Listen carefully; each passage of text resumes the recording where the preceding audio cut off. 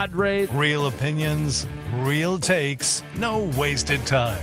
It has been the little things that have outdone San Diego State, and that's where they got to improve. Live and local on 97.3 The Fan. The Braden Surprenant Show starts now. What's up, San Diego? And a happy Thursday to everybody out there in America's finest city. He's Frank Marchese. I'm Braden Surprenant. This is the Braden Surprenant Show, live and local each and every day from 10 to 2 on San Diego's number one sports station, 97.3 The Fan. Good to be with all of you today on a Thursday. Great being able to talk with Booney today. We got a special treat. We got to talk with Booney today on the roundtable. We got Bob Scanlan on today in this hour, talking baseball. We got Mark Neville on at noon. I mean, we're just going down the list of everybody that we're going to have part of the show today. Elias and Achouri's going to be on, Achouri's going to be on later on at 1 o'clock. Eddie Brown's going to be on at 1:25. We got a fun-packed show and a huge couple of shows of guests over the next two days. It's going to be a great way to finish up the week. We're excited about it. We're excited about everything going on in the sports world. Padres get a victory yesterday, and I will say this. They asked on the roundtable what your level of concern is about this Padres team after they lost 2 out of 3 to the Pittsburgh Pirates. My level of concern was a lot lower than everybody. Well, not really lower than Boone's. I mean, Brett Boone's going to be on the low level because he played in the big leagues a long time. He's coached the big leagues. He understands, like, the players are not concerned about, maybe a one series that they didn't hit. I'm in that conversation too. I do not think that, like, the Padres are in a concerning spot. Yes, I know Manny hasn't been playing as well. Jackson Merrill up until yesterday has been swinging the bat well, right? And there's a lot of, things moving about. I thought this last series against the Pittsburgh Pirates was a series that you win against some pretty good pitching. I understand you're going to have to go against good pitching in the postseason and in October, but I'm not ready to think about this as a concerning sign that they lost 2 out of 3 to the Pirates, who beat them in extra innings on Monday, beat them on a home run given up by a pitcher that hadn't given up a home run in over a year. I'm not really worried about that. They were going against Paul Skeens. They were going against Bubba Chandler, who they beat yesterday. They were going against Ashcraft. I mean, those are some of the best pitchers that you will see. I get it. You're going to have to hit good pitching come October, but I don't think a one-off series is something to be overly concerned about. I really don't.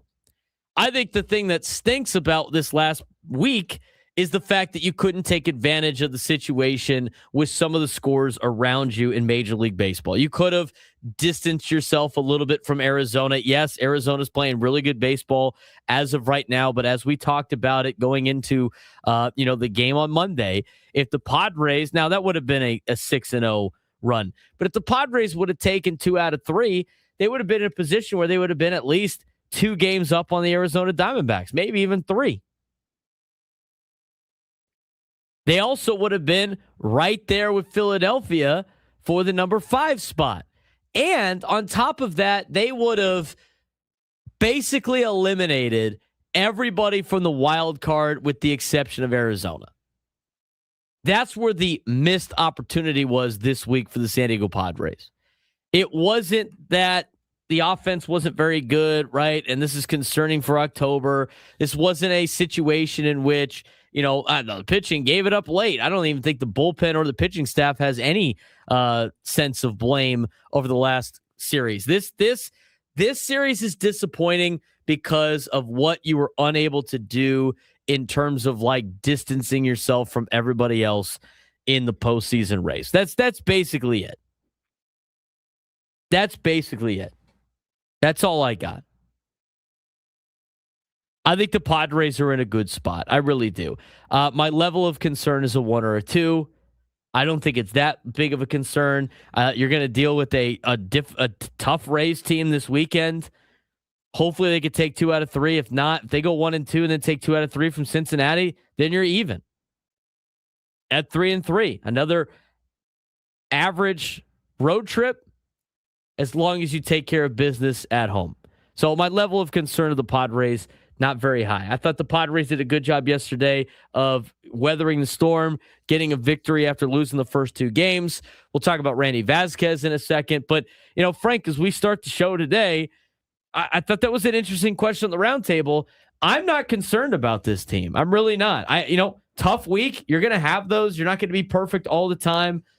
It stinks that they couldn't take advantage of their opportunities, but my level of concern is not very high. I chalk this up as a one-off. Now, if they continue to not be able to score runs over the next, week and a half, yeah, obviously my concern-o-meter is going to go a little bit higher, but right now, I'm not overly concerned about this Padres team. No, it's just a bummer of a couple of games. And again, Braxton Ashcraft is not a bad pitcher. We know what Paul Skeens is, but he hasn't been that.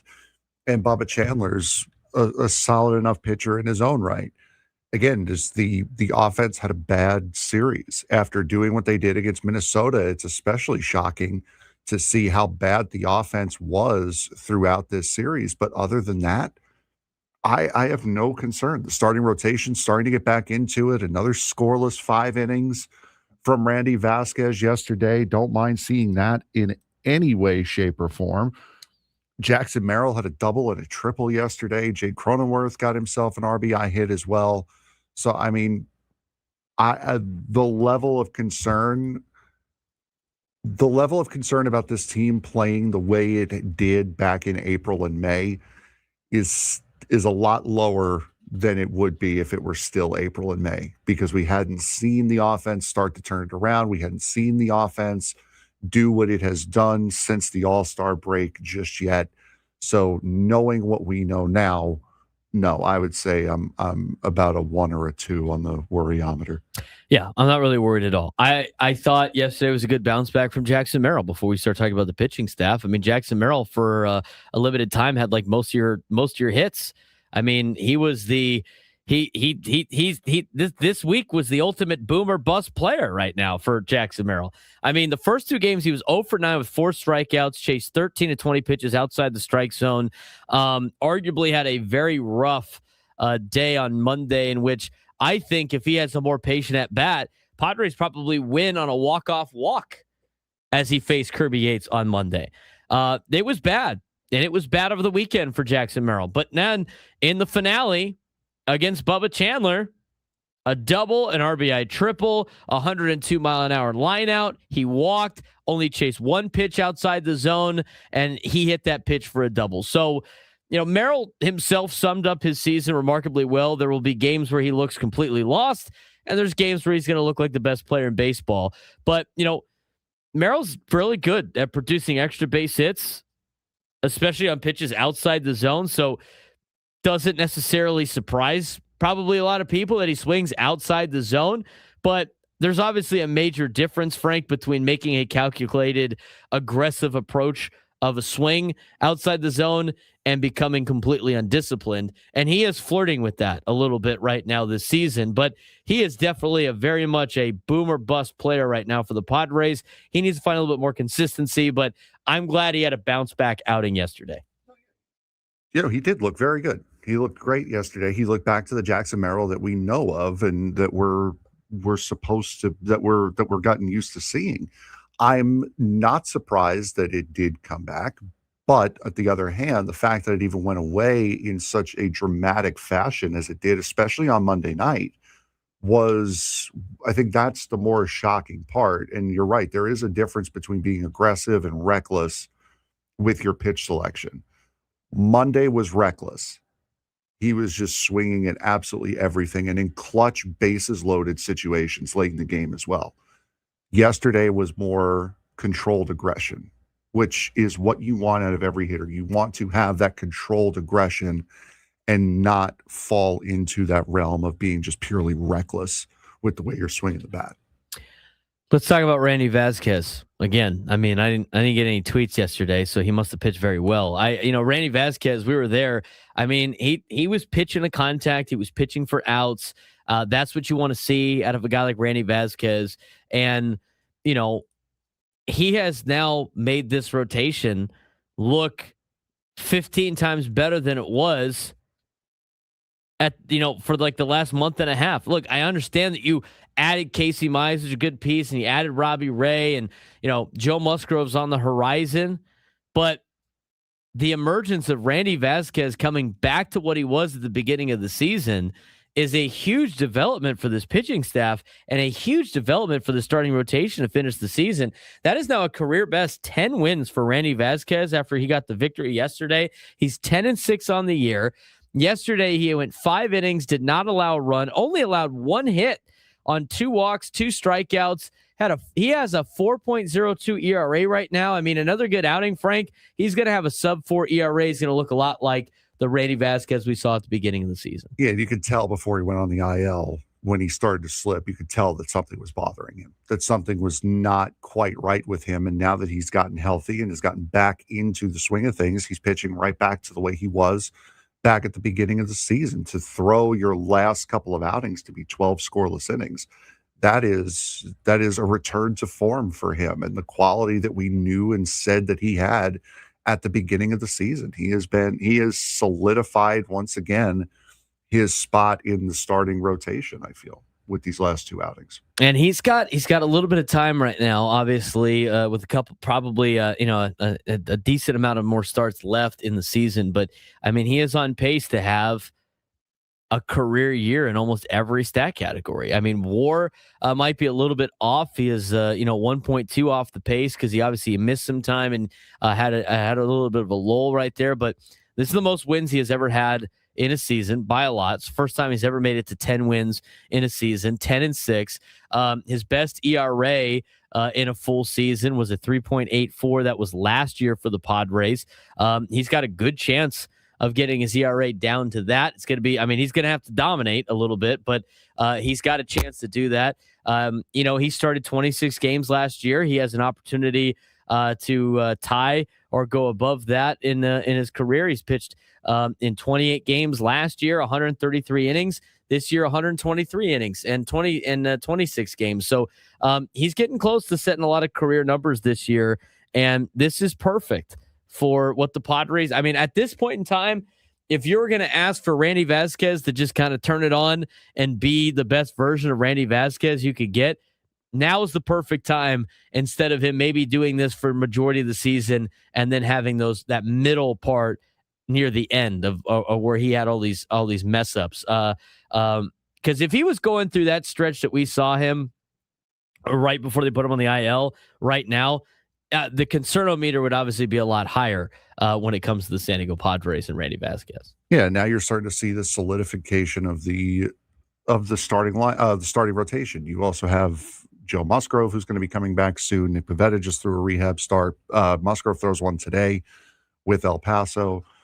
So I mean, you're starting. The biggest concern going into the trade deadline is now starting to correct itself once again. Now, Robbie Ray and Casey Mize haven't been necessarily entirely what you expected, but they did bring that stability. And now the guys that are here, that are already here, are starting to perform back to the way we saw at the beginning of the season, bringing even further stability into that starting rotation going into the postseason. Some of the concerns, of course, are like individual performances, guys like Manny, guys like Jackson. Fernando 1 for 13 against Pittsburgh. He had been outstanding since the All-Star break before this series. So not great numbers against Pittsburgh this week. He actually has unusually poor career numbers against Pittsburgh in his career. For some reason, he just cannot handle the Pirates, I guess. That's just been a team that's got his number at this point in time. Manny, no extra base hits during the 6-game homestand, hitting 200 of his past 13 games, grounded into his National League leading 19th double play. I mean, it was kind of fitting that you saw the Manny Machado double play yesterday after we talked about it on the show at the Loft. I mean, you could tell he's dealing with things and dealing with some injuries of some kind. I mean, he got the thing on his thumb or his finger or whatever. I know he's had some other stuff throughout the year. We've talked about this a lot over the course of the last couple of years. He had the tennis elbow situation, the ankle situation. And he always is the guy that wants to post every day. But I do think, like, it gets to a point, we talked about this on the roundtable, and maybe we dive a little bit deeper into it when we come back. But, at some point, like, I love the fact that he wants to play every day. I do. I love that. I mean, I talked about this on the roundtable too. At this point in time, there's not a lot of people that play sports that are like Manny Machado anymore, that just want to be out there all the time. And, you're going to have to you're going to have to take him, you're going to have to drag his body off the field for him not to play. I mean, I see at the youth level right now all the time. I got like one kid like that where I coach, they never want to come out. A lot of kids now just don't mind. It's like, yeah, I want to come out. Yeah, I don't really need it. Yeah, I could use a break. But Manny's not like that. And sometimes I think you have to protect ball players from themselves. And the question now becomes, for Manny and what this team has to do, is should the Padres give Manny some extra days rest? Now, there's a couple of different ways to look at this. Number one, what were we told, Frank, during spring training at the beginning of the year of how they were going to handle Manny Machado? They were going to force him to sit. They were going to force him to sit throughout the year, right? Have we really seen that at all? No. I mean, at the beginning of the season, yes. You saw him taking more days off at the beginning of the season. And as the smart money probably would have said, as it got down towards the nitty gritty, you're getting closer to a playoff run. You're teetering on the edge of the wild card. It was going to be harder to get him to sit. And wouldn't you know who won the pony? At the beginning of the season, it was like they wanted him. They were trying to get him to sit. They were sitting him, right? But then he wasn't doing very well. So they're like, well, we got to get him going. So he's got to keep playing in the lineup. And then since then, if you look at he's played almost every single day. The Padres have played, 134 games? Does that sound right? 134 games? Sure. Math. I think that's what it is. Yeah, they've played 134 games. He's played in 131 of them. He has not played in 3 games. I mean, that to me is not like, let's try to get this guy extra rest. Now, I know the biggest fight's going to be like telling Manny he's got to sit, but he might need a day off or two. When we come back, we're going to talk about that. The difference of, maybe protecting him from himself, but also, do you give Manny Machado a day off? We'll talk about it when we come back on the Braden Surprenant Show. Static Zone Sports Station 97 through the Fan.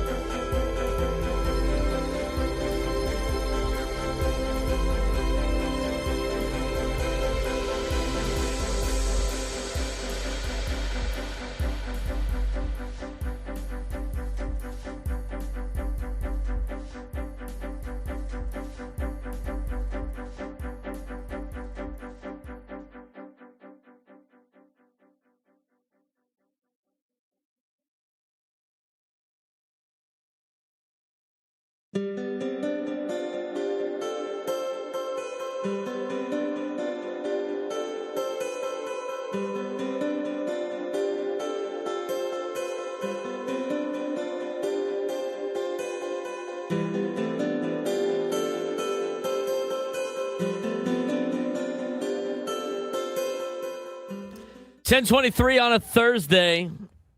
It's hot out there. Stay cool.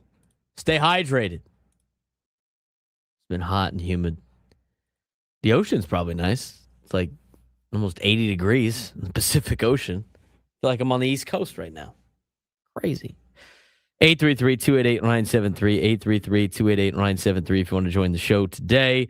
We're talking about Manny Machado, whether or not he should have a day off. I look at this from a couple of different standpoints. We talked about it on the roundtable. I talked about it in the last segment. I find it admirable that Manny wants to play every single day. I find it admirable. I love it. It's great. I think it sets a good precedent for the young guys, right? Like, hey, I get paid to play baseball. I'm going to post. Like, it's literally what he said. Couldn't agree with that more. But to me, the decision about this is a couple of things. Number one, they said, the Padres did, during spring training, they wanted to get Manny off his legs a little bit. They wanted to get him more scheduled days off. Okay, they wanted him to be fresh for October for the final push. The San Diego Padres have played 134 games. They're 72-62. Manny Machado has played in 131 out of the 134 games the Padres have played. He has had 3 days off. I mean, I don't know how you could say, like, oh, we're going to try to give him days off and days rest. And he's only missed 3 games? Come on. You guys, the whole what was the conversation, Frank, at the beginning of the year? It was like, he really fell off in like the last 2 months. He just kind of ran out of gas. And we want to prevent that from happening this year. So we're going to give him a lot more scheduled days off. The guy has sat for 3 games all season. That's number one. Number two. Now, this is where I think things get interesting. Like, number two, to me, and I looked at this the same way I viewed it from this perspective of a football game that I watched a handful of years ago, and it's been a long time now because J.J. Watt's not even in the league anymore. I remember whatever season it was, the Houston Texans missed J.J. Watt for like the majority of the season. I think the guy missed like 10 games or something like that. Could have missed more. Whatever it was. And like J.J. Watt, obviously one of their best defensive players, okay, on the D line, leader of the team, right? Captain, all that hullabaloo. And he finally gets like somewhat healthy, but he's not 100% healthy. And he like forces his way to play for the Texans because he thinks he's helping the team. You got to get me out there. I got to get out there and give it a shot. I got to go out there and play. He like single-handedly killed the Texans in a playoff game against the Patriots because the guy was out of shape. He wasn't in football shape, and he wasn't healthy enough to be J.J. Watt. He was barely healthy enough to be the player that was the backup to J.J. Watt, who probably would have given him a better opportunity to win than J.J. Watt did. Now, I don't think you're in that particular situation yet with Manny Machado. But I do think there is a little bit of a middle ground of, yes, I want him to be able to I want him to want to play every single day. Yes, I want him to post every day. But if he is not able to perform better than the level of his replacement due to maybe an injury or something here or there, it's time to give him some rest. Are the Padres at that point right now? I don't necessarily think that's true. It's not like they have this plethora of infielders that are, up to Manny Machado's caliber that are going to go out there and give the Padres a better chance to win than Manny.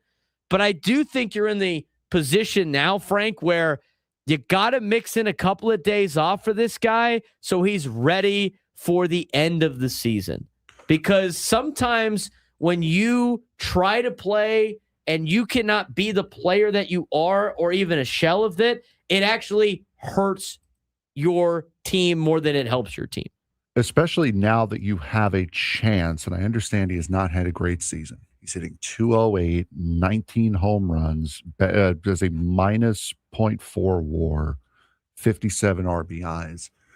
When you have the chance to get a guy like Eugenio Suarez now, where you're going to have to pay him like $3 million off of waivers, that's something that should be intriguing to be able to get that same sort of potential pop. He's essentially the same player. He's not as good defensively, but offensively, they've been giving the same amount pretty much this year.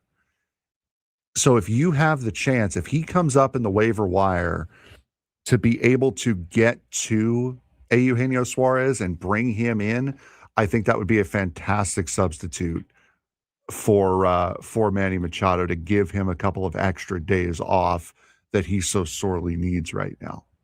And again, yeah, somebody in the chat, like football and baseball are too delayed for monsters. You're missing the point, dude. The point is, at some point, just being the guy that wants to play every day can be detrimental to your team if you cannot perform at a good level. That's the point. Like, yeah, it's admirable for guys to be like, oh, I could still go. But like, if just because you got the heart to go out there and play doesn't mean it's going to help your team, Frank. That was the whole point of the conversation. No, exactly. There comes a point where you are so worn out and so tired, and it happens in every industry here as well. If there's a day where you come in tired and are just dragging, you become a detriment to the show because of that. You're not as good as you are. You're not as good as, say, I would be, or as Scraby or Sam would be filling in. There comes a point where you are so out of it that you become a detriment to the overall product. And that is the point where somebody or you have to have the presence of mind to say, I can't do it today, or I shouldn't be able to do it today. If you need me to, I'll do my best, but I'm not going to be at my best today. And I don't think this is a situation in which like Manny needs an IL stint. I don't think we're in that. No. He's got the day off today. I don't think it would be terrible for him to not play tomorrow. You need to find days where he can like get a day off. And I think the biggest concern for the Padres is trying to convince a guy like Manny Machado that, like, hey man, I need you to take a day off. I think that's a difficult conversation. I think it is. Because he wants to play. The guy's always played. That's the best part. Like when the Padres signed Manny Machado to the contract that he got, the best news is the fact that this dude plays. He plays through injury. He plays through pain. He plays when he's not 100%. The guy plays. That's the best part about signing a guy like Manny Machado. The guy is going to play. If you look at his numbers, 2013, 156 games. 2014, he was out for a significant time with that knee injury. Remember, he had that knee injury early in his career. 2015, played all 162. 2016, 157 games. 156 games. 2018, played a full 162. 156 in 2019. He played all 60 in 2020. And then he went 153, 150. Had that IL stint in 2023, right, with the ankle. I think he only played he still played 138 games. I think he avoided the IL. He just was out 10 days. He was just they just sat him because he didn't want to go on the IL. He basically had his own IL. Yes. I mean, he missed that year. He only played 138 games, which is like what most players play. 152, 159, and so far he's played 131 games. They got to find a way to get him a day off. Now, today's a day off, which is great, but they got to find another area to give him a day off. I mean, it's a 4-hour drive. Tampa to Miami, spend a day at home in your hometown growing up. I mean, that could be a nice little recharger for him. Who knows? I mean, give him a day off in Tampa, maybe. I mean, if the Padres could take care of business in the first couple of games against Tampa, maybe you sit him one day on Sunday in Tampa and you sit him one day in Cincinnati. You got to find a couple of days to give this guy. Maybe just today being off, he'll feel a little bit better tomorrow. I mean, you never know. When we come back, we're going to hear Bob Scanlan's take on a lot of these things. We're going to get to Bob when we come back. Part of our big show of guests today on the Braden Surprenant Show. Setting us over at Sports Station 97.3 The Fan.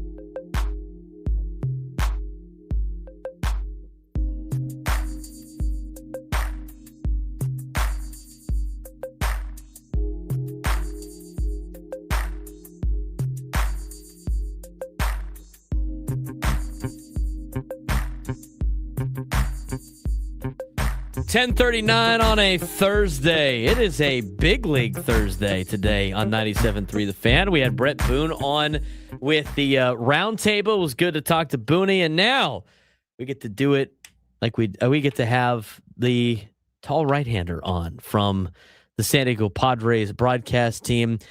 He's not closing today, so we didn't play his closer music. So he's got some middle relief innings for us today. Joining us on the SDCCU fan hotline. It's not Big Bang Banking. It's better. Our other major league friend, Bob Scanlan, joins us from probably a humid Tampa out there on the East Coast on an off day. Bob, what's going on? Not too much, Braden, but I protest. Does Mason Miller still get his song when he comes into a game, even though it's not a save situation? He does. Yes, he That's does. True. Okay, that's all I'm going to say. That's on Frank. Anyway. That's on Frank. I'm having an off day, Bob. I'm sorry. Oh, no. Really? Is it a rough day, Frank? Yeah, it's been a rough day. My bad. Oh, shoot. Sorry It's to hear that, okay. man. Long distance hug from Florida for you, Frank. Hang in there, buddy.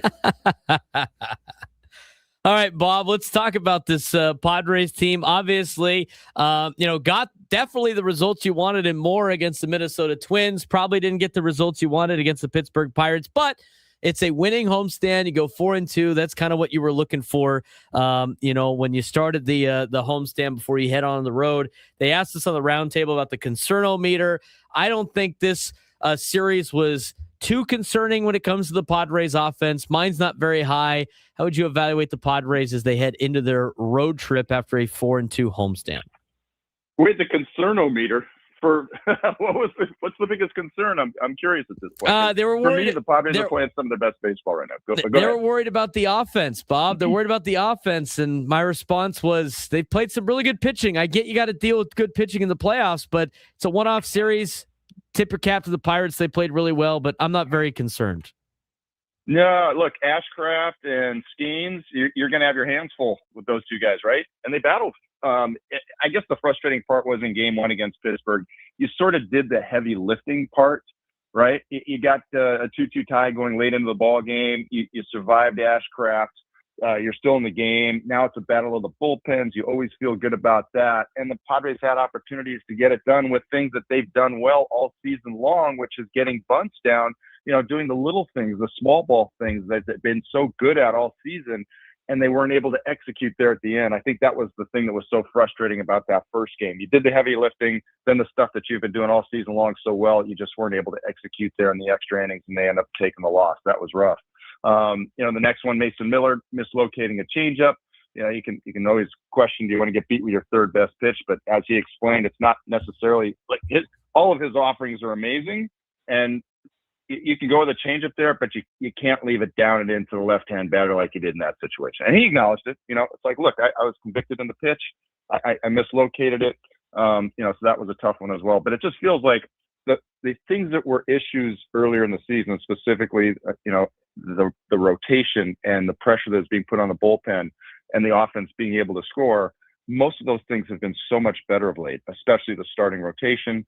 It's taken the pressure off the bullpen as we had hoped.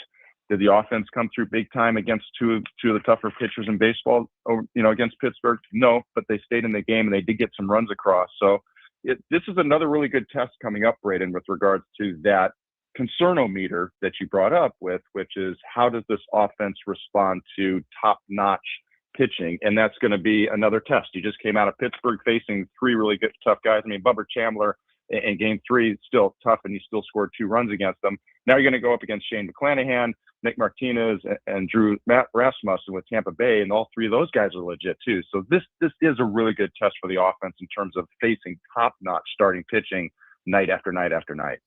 We're talking with Bob Scanlan, who's joining us in the SDCCU fan hotline. It's not Big Bang Banking, it's better. We're going to talk about Randy Vásquez here in just a second, Bob. But I do want to ask, I mean, obviously Mason Miller was extremely frustrated with the pitch that he threw. Not the decision to throw the changeup, but his location.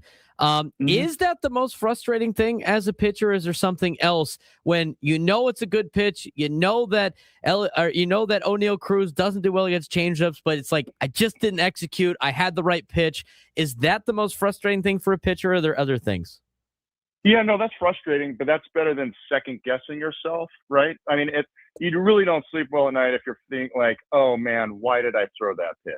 You know, an example of that, remember Dennis Eckersley giving up the home run to Kirk Gibson in the World Series, A's Dodgers, many years ago? Yeah. Anyway, it's an iconic moment where you see Kirk Gibson, you know, limping up the home plate with a bad hamstring, and he hits a home run against Dennis Eckersley to give the Dodgers the win. It's, you know, a super iconic World Series moment. Anyway, when you talk to Dennis Eckersley later on, he was explaining to me, he goes, I was going fastball, fastball, fastball. And I knew Kirk Gibson had a bad hamstring. I knew he wasn't catching up to my fastball. He was just barely fouling him off.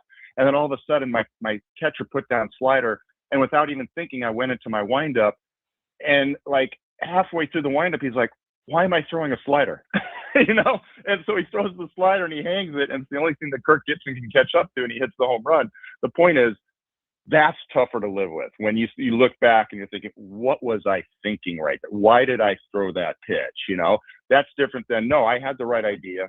I had the right, you know, evaluation of the situation. I knew what I wanted to do. I just didn't execute it. Not that that is a great feeling either, but at least you're not second guessing yourself about, you know, what was I thinking throwing that pitch in the first place? He was trying to go change it down and away. He left it down and in. Down and into most left-hand batters is the nitro zone, and Cruz got to it. I mean, those things happen. Like Craig Stammen said afterwards, he's a human being. You know, he's not going to be perfect all the time. And unfortunately, you don't sleep really well with either one, but I think I'd sleep a little bit better knowing that at least I had the right idea in mind. Let's talk about Randy Vásquez. I mean, another good outing yesterday. He's starting to look a lot. He looks like he did last year at this time and the beginning part of the season, and he is got a lot of career numbers in striking distance. This is the first time he's ever won double-digit games as in terms of getting a victory, you know, for the decision. That's something he's obviously proud about. I think this ultimately changes the dynamic of this rotation even more. But I mean, Bob, you get to see this guy up close. You've seen him. You've seen the ups. You've seen the downs. And he's been on a little bit of an uptick. What's been the difference and the most noticeable thing that you've seen since he came off the injured list? Fastball usage and fastball aggressiveness. It's as simple as that. To your point, Randy's been through a lot over the course of his career already, right? And he's battled through a lot of things. And to his credit, he has come through some really tough periods and made himself a better pitcher. And he gives credit to, you know, the coaching staff. He gives credit to Yu Darvish for helping with his routines and how he looks at pitching. And in other words, the kid cares. And when he gets challenged with something, he's rebounded back. And as you explained, we saw that this year in terms of coming out of the gates, throwing great. I think he's one of the most dependable starters that the team had. And then all of a sudden, things started to get fuzzy. And the number one thing that made him so dominant early on was his fastball usage and fastball command. What started getting fuzzy that put him into a situation where he all of a sudden found himself in the bullpen and sort of being rotated as a bulk guy and everything, loss of that fastball command. What has he done in the last 3 or 4 outings? He got back to just going with fastballs, 4-seamers and 2-seamers. It's been the primary pitch that he's used. He's not trying to nibble on the corners. He's going right after guys, right down the middle, and saying, okay, here it is. Do the best you can with it. And we're seeing a lot of early outs. In those first 3 innings yesterday where he retired 9 guys in a row, 6 of those outs were on 3 pitches or less. 3 of them were on first pitch fastballs. And he's just coming after guys. And just because you're aiming down the middle doesn't mean that you're going to throw it down the middle, right? But if you're aiming for a corner and you miss with it, most likely you're missing off the plate and now you're behind in the count. So early on, he established his fastball. Guys knew that he was going to be aggressive. He did a nice job of mixing it up between the 4-seamer and the 2-seamer. And really, when you think about it, if you can locate your fastball, that's 4 different pitches. Down and in, down and away, up and in, up and away. And if you can do that with two different types of fastballs, one that's staying true, your four-seamer, and then your sinker, it's almost like you got 8 weapons at your disposal right there from the get-go to get early outs. And he did that. And he's done that the last few outings, Braden. And it's back to what Randy was doing early in the season. Then, all of a sudden, you got guys swinging at the fastball. They know they have to respect that. Now you can throw cutters. Now you can throw changeups. Now you can throw curveballs and have a much better chance of those guys chasing after it because you've already shown that you can pound the zone. So that it sounds as simple as that. Sometimes it's not as simple as that. And he actually got away from it a little bit in the 4th inning, right? After retiring the first 9 batters that he faced, all of a sudden he comes out and you could just see he's thinking, okay, I can't throw fastballs right down the middle or, center cut second time through the lineup. I got to start trying to nibble and get to corners a little bit more. And what happened? He fell behind in the count and he started getting himself in trouble.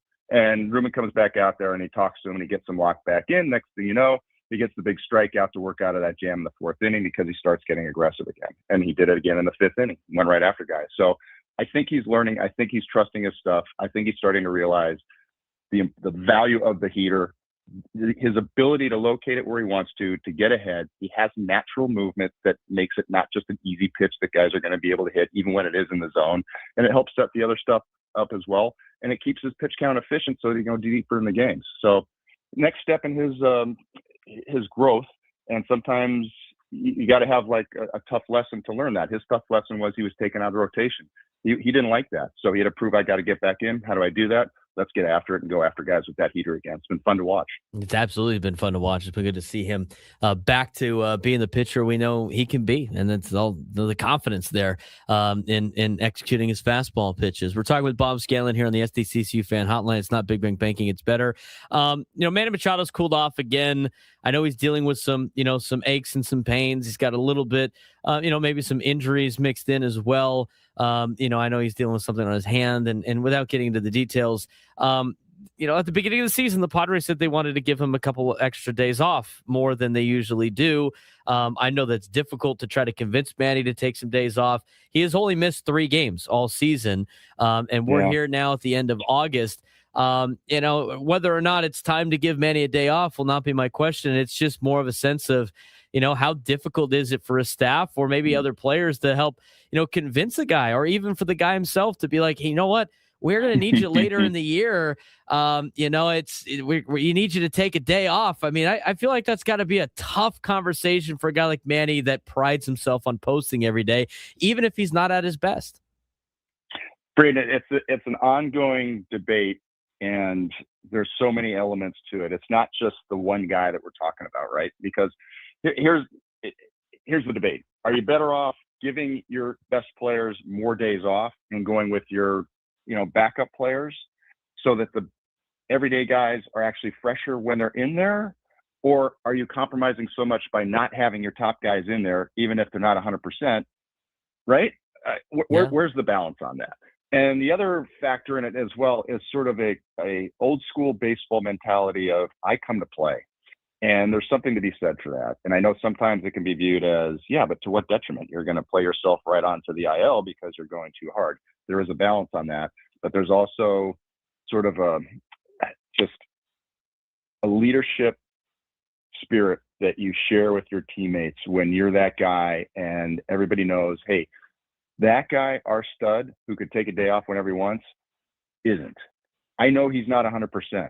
I know he's got whatever, go through the list, sore knee, tight groin, sore shoulder with Manny, the bad finger. Who knows what 6 other things Manny might be playing with because the guy's so tough. He just plays. But it also sends a message to the rest of the guys of, hey, what's hurting me so much that I can't go out there and compete today?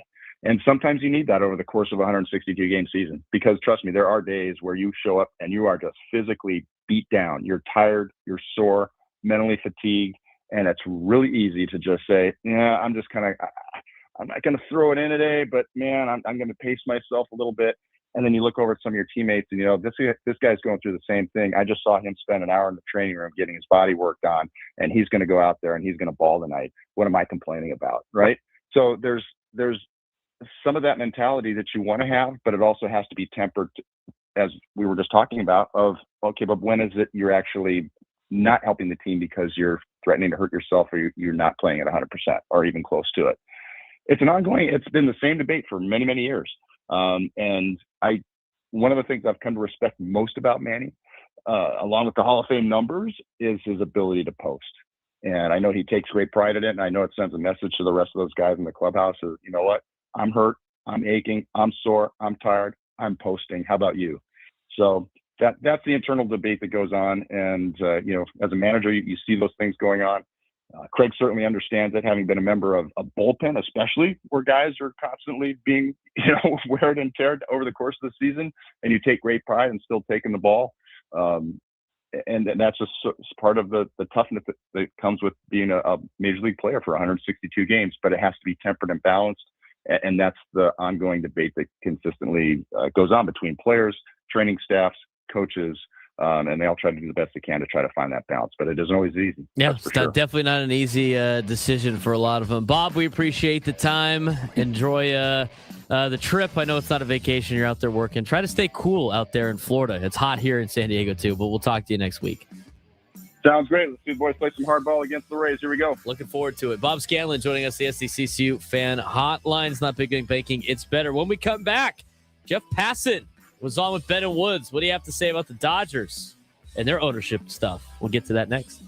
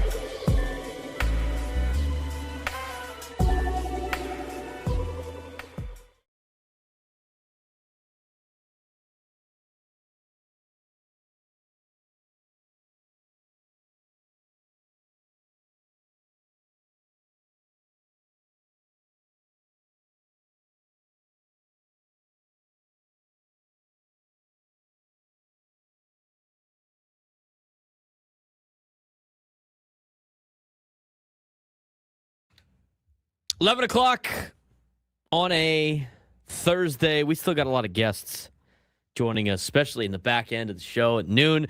Mark Neville from Sports San Diego, CEO of Sports San Diego, his big announcement today about another bowl game coming to San Diego. It's good to have the bowl game back. We'll have all the details about their big announcement from earlier today. So we will get to that with Mark Neville at the noon hour. We will also be joined by brand new San Diego FC winger in Elias Achouri. He will join us at 1 o'clock. Eddie Brown will get you ready for your fantasy drafts at 1:25. I have a draft today, and I have to say it again. You know what? I'm taking to heart. I don't want to make this sound like I'm not. I'm making fun of it because I'm not. Like Booney said today on the roundtable, his dad said, life's unfair. I gotta try to draft while coaching a high school football game. So I have everything set up for a potential good auto draft, Frank. You know what? The only way that anybody competes in this fantasy league against me, they have to try to hamper me all the time, Frank. That's what it is. That's what it is. I think it's personally out to make sure I have a disadvantage on the draft. God forbid we draft during Gwyn and Chris's show. God forbid we draft on a day that Tony's got to do a game. God forbid we do it too late. Otherwise, John Flynn at Cal. I got to get up early. God forbid. Can we not draft when I'm coaching a high school football? Oh, come on. You could just. Why do you even have to? Why just draft while you're coaching? I kid. Yes, because that's how that works. Yeah, that's how that works. Yeah, let me just be on my phone like this. Hang on, Coach. What's the play? Just give me a second. I have more important things to get to. The play is to draft a quarterback in the third round. That is what the play. Oh, you meant what your guys are doing? Oh, I don't know. Yeah, I don't know what you guys are doing. I kid. This usually happens. Tony has to do it on an off day. Fair enough. Unfortunately, this is the only Thursday game I have. So this is the only. I literally said, I was like, guys, I could literally draft any other day, at any other time. I just can't do Thursday of this week because we have a high school football game, a JV game, which continues to get pushed back. So I might actually get to be able to get the couple first rounds in. But I have it all lined up, and then I got it's a keeper league. I'm going to ask Eddie Brown if he likes my keeper or not. Our keeper rule, Frank, is you could keep anybody that you drafted after the 5th round in the previous year's draft, as long as that player was on your team the entire year, and then you can't do that. You can't use that player for more than 3 years in a row. So I'm going to go with, and I don't care if my strategy's out there. Maybe they're listening, maybe they're not. But the keepers are like private. I thought about one, and then I was looking at the wrong draft preview, so I was like, oh, I got to get that one off there. I got a good spot in the 10th round using my keeper. I'm gonna ask Eddie Brown if that's a good idea. We'll talk about that later on. I have a friend who does a dynasty. That is draft. Psychotic, dude. I don't know. No way. It's working for him though. Like he traded last year. He got off to a bad start, so he traded for a bunch of guys who were hurt last year that are usually really good.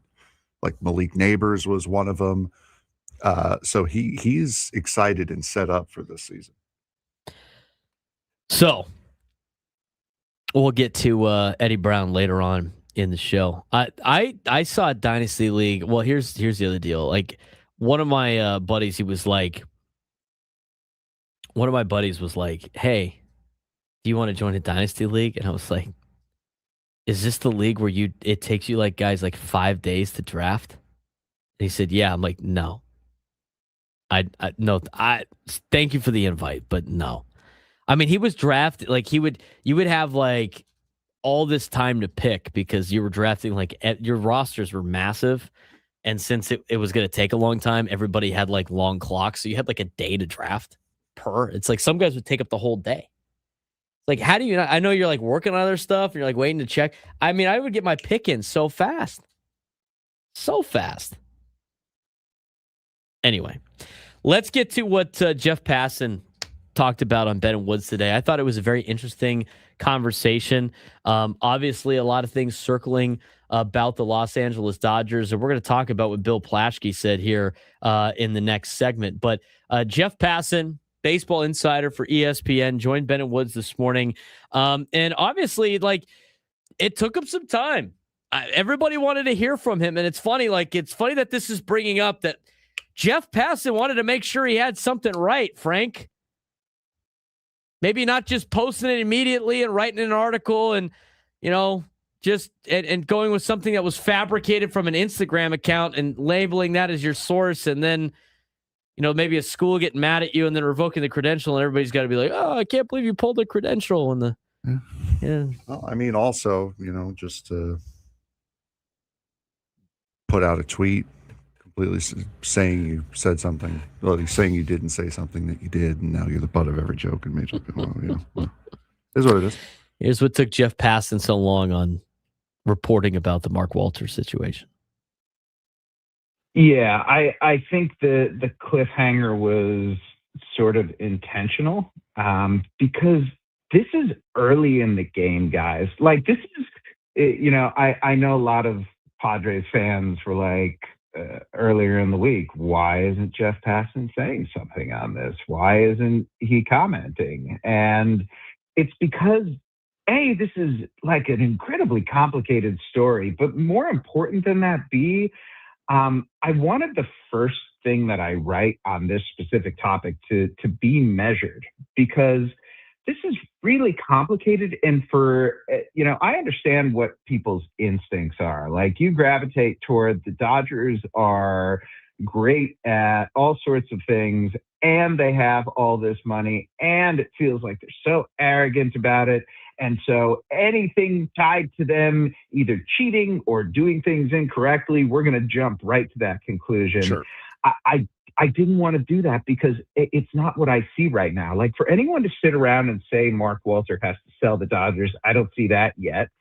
A lot of it is going to depend on, frankly, Guggenheim's reputation on Wall Street. Like, their debt is trading around 75 cents on the dollar right now. They're looking to do what are essentially stock buybacks. I don't know how that ends, or I don't know how this investigation ends. I think one thing, guys, maybe the thing, like, beyond any of the criticism of me, which in a lot of ways, frankly, is fair, and we can get to that. But the most important thing, I think, like, anyone who takes any sort of joy in this or schadenfreude, I would love if they could just step back for a second and see what the actual story is here. That's the reason, more than anything, more than having to fill the calls of people, why haven't you commented on this? The reason that we did this show is because this goes so far beyond Mark Walter and Guggenheim.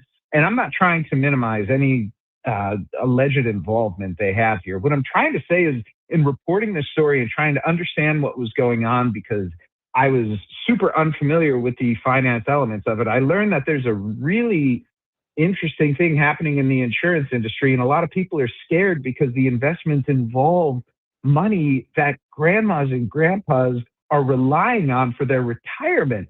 And that's why I wanted to do this show, because a career fraud examiner like Tom Gover is an important voice for the people who really matter here, and that's the policyholders.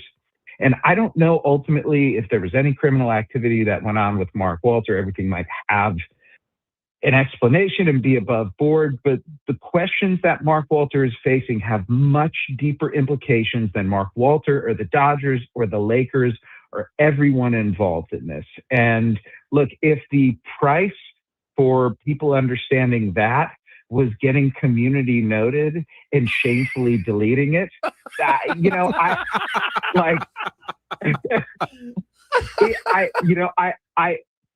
didn't think the community note was fair because I didn't think it actually reflected my position on it, and I shouldn't have deleted it. That was stupid of me. But I also, like, at the end of the day, what this has taught me is that I just need to communicate my points better. I thought I had, and I still believe a lot of what I believed, but I didn't communicate it well enough, and that's on me. I do like the accountability, Frank. I mean, it's funny. It is good, but again, the here's why so many people get on guys like Jeff Passan and guys like Bob Nightingale. It's because you guys post so often and so quickly about the positives of the Dodgers and post negatively about their perceived enemies and are so appearingly in the pocket of the Dodgers and of Major League Baseball that when something bad happens to them and you don't respond immediately in the same vigor that you do when something happens positively towards them, that's why you get the extra scrutiny. That's why you get the tweets of, oh, why hasn't Jeff Passan posted on this yet? Why is it taking Jeff Passan so long to report on this? That's why.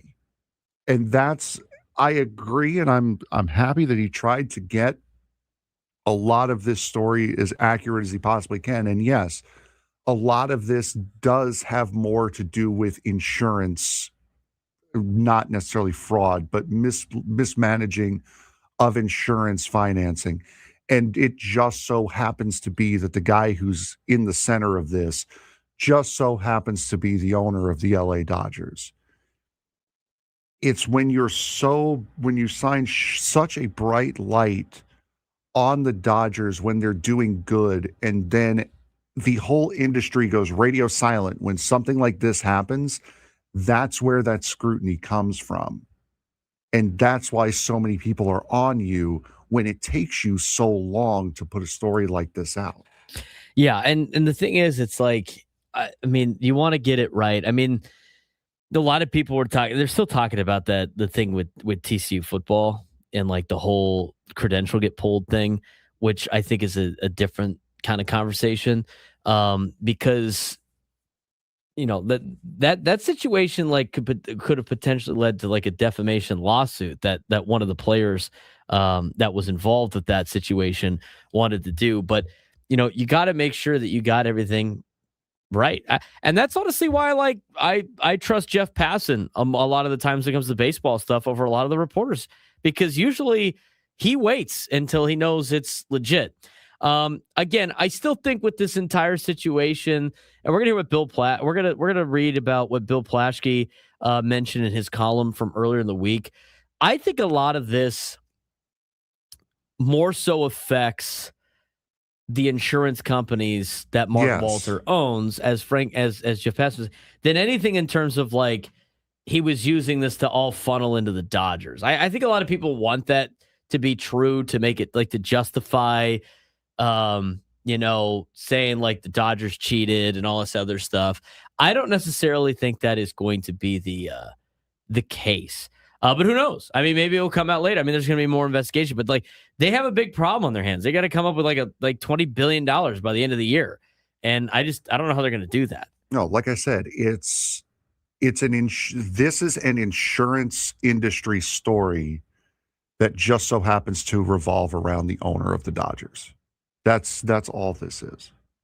Let's get to the next thing that Jeff Passan talked about, and it's on if the Dodgers and their advantages need to be reined in a little bit, as we talk about, obviously, labor negotiations. Now with this, Mark Walter situation, there's a lot going on with that. Here's what Jeff Passan had to say about, is it too unfair for the Dodgers?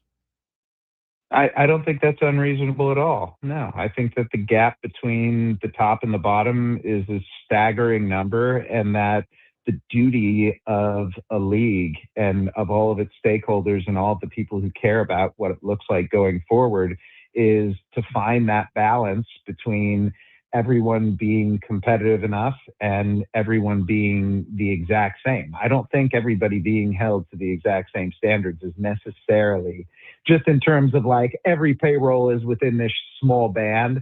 I don't think that necessarily is what a league needs to promote competitive balance. I think we have quite a bit of competitive balance right now, frankly. But can I look at the television contract for a second and explain like my thoughts on it up until the investigation? Because if this is unfair or unreasonable, please tell me. I'm always learning in real time where my opinions on things meet with the general fan bases and trying to understand that gap in between the two.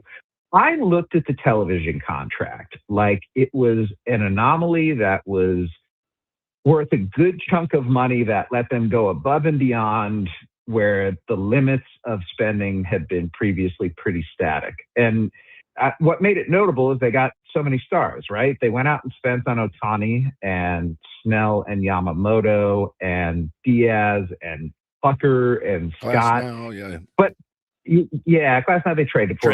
Yeah, same thing though. The thing that I kept looking at, guys, is that the Mets were paying the same kind of money at the same time. And part of my thinking was, if Steve Cohen is an owner in Major League Baseball and is willing what he's willing to do with his money, shouldn't that encourage others to do the same? Maybe not to the same extent as the Dodgers and the Mets, but to a much greater extent than a lot of their peers, because the truth is, guys, more often than not, when you spend, you win. There's a guy named Ethan Houlihan who runs a very accurate payroll tracker, and I went and looked at payrolls, and right now, the teams that are making the playoffs, their payroll ranks are 1, 3, 4, 6, 7, 8, 9, 10, and then you've got Milwaukee at 19, Tampa at 25, the White Sox at 27, and Cleveland at 30. That's a really big advantage. That tells me that spending helps.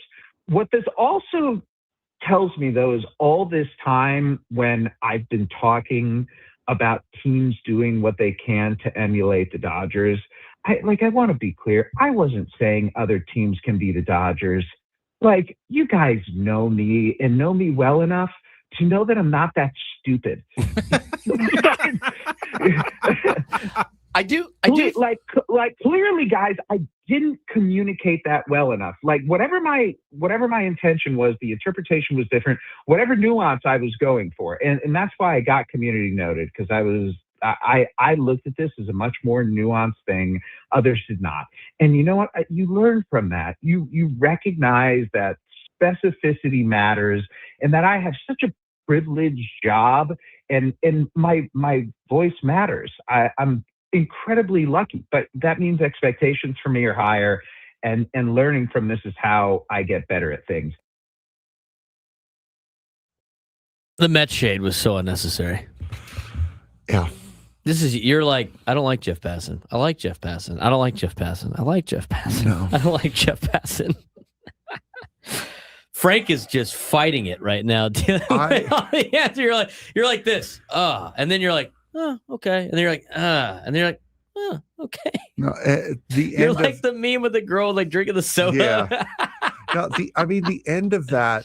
The end of that especially was like, I didn't mean that everyone can be like the Dodgers. And then why have you said that or along the same lines hundreds of times over the last couple of months? We need to take a break. When we come back, we'll hear the last thing from Jeff Passan, but I have my thoughts on that as well. I just think I would have phrased it like this, and we'll talk about that on the other side.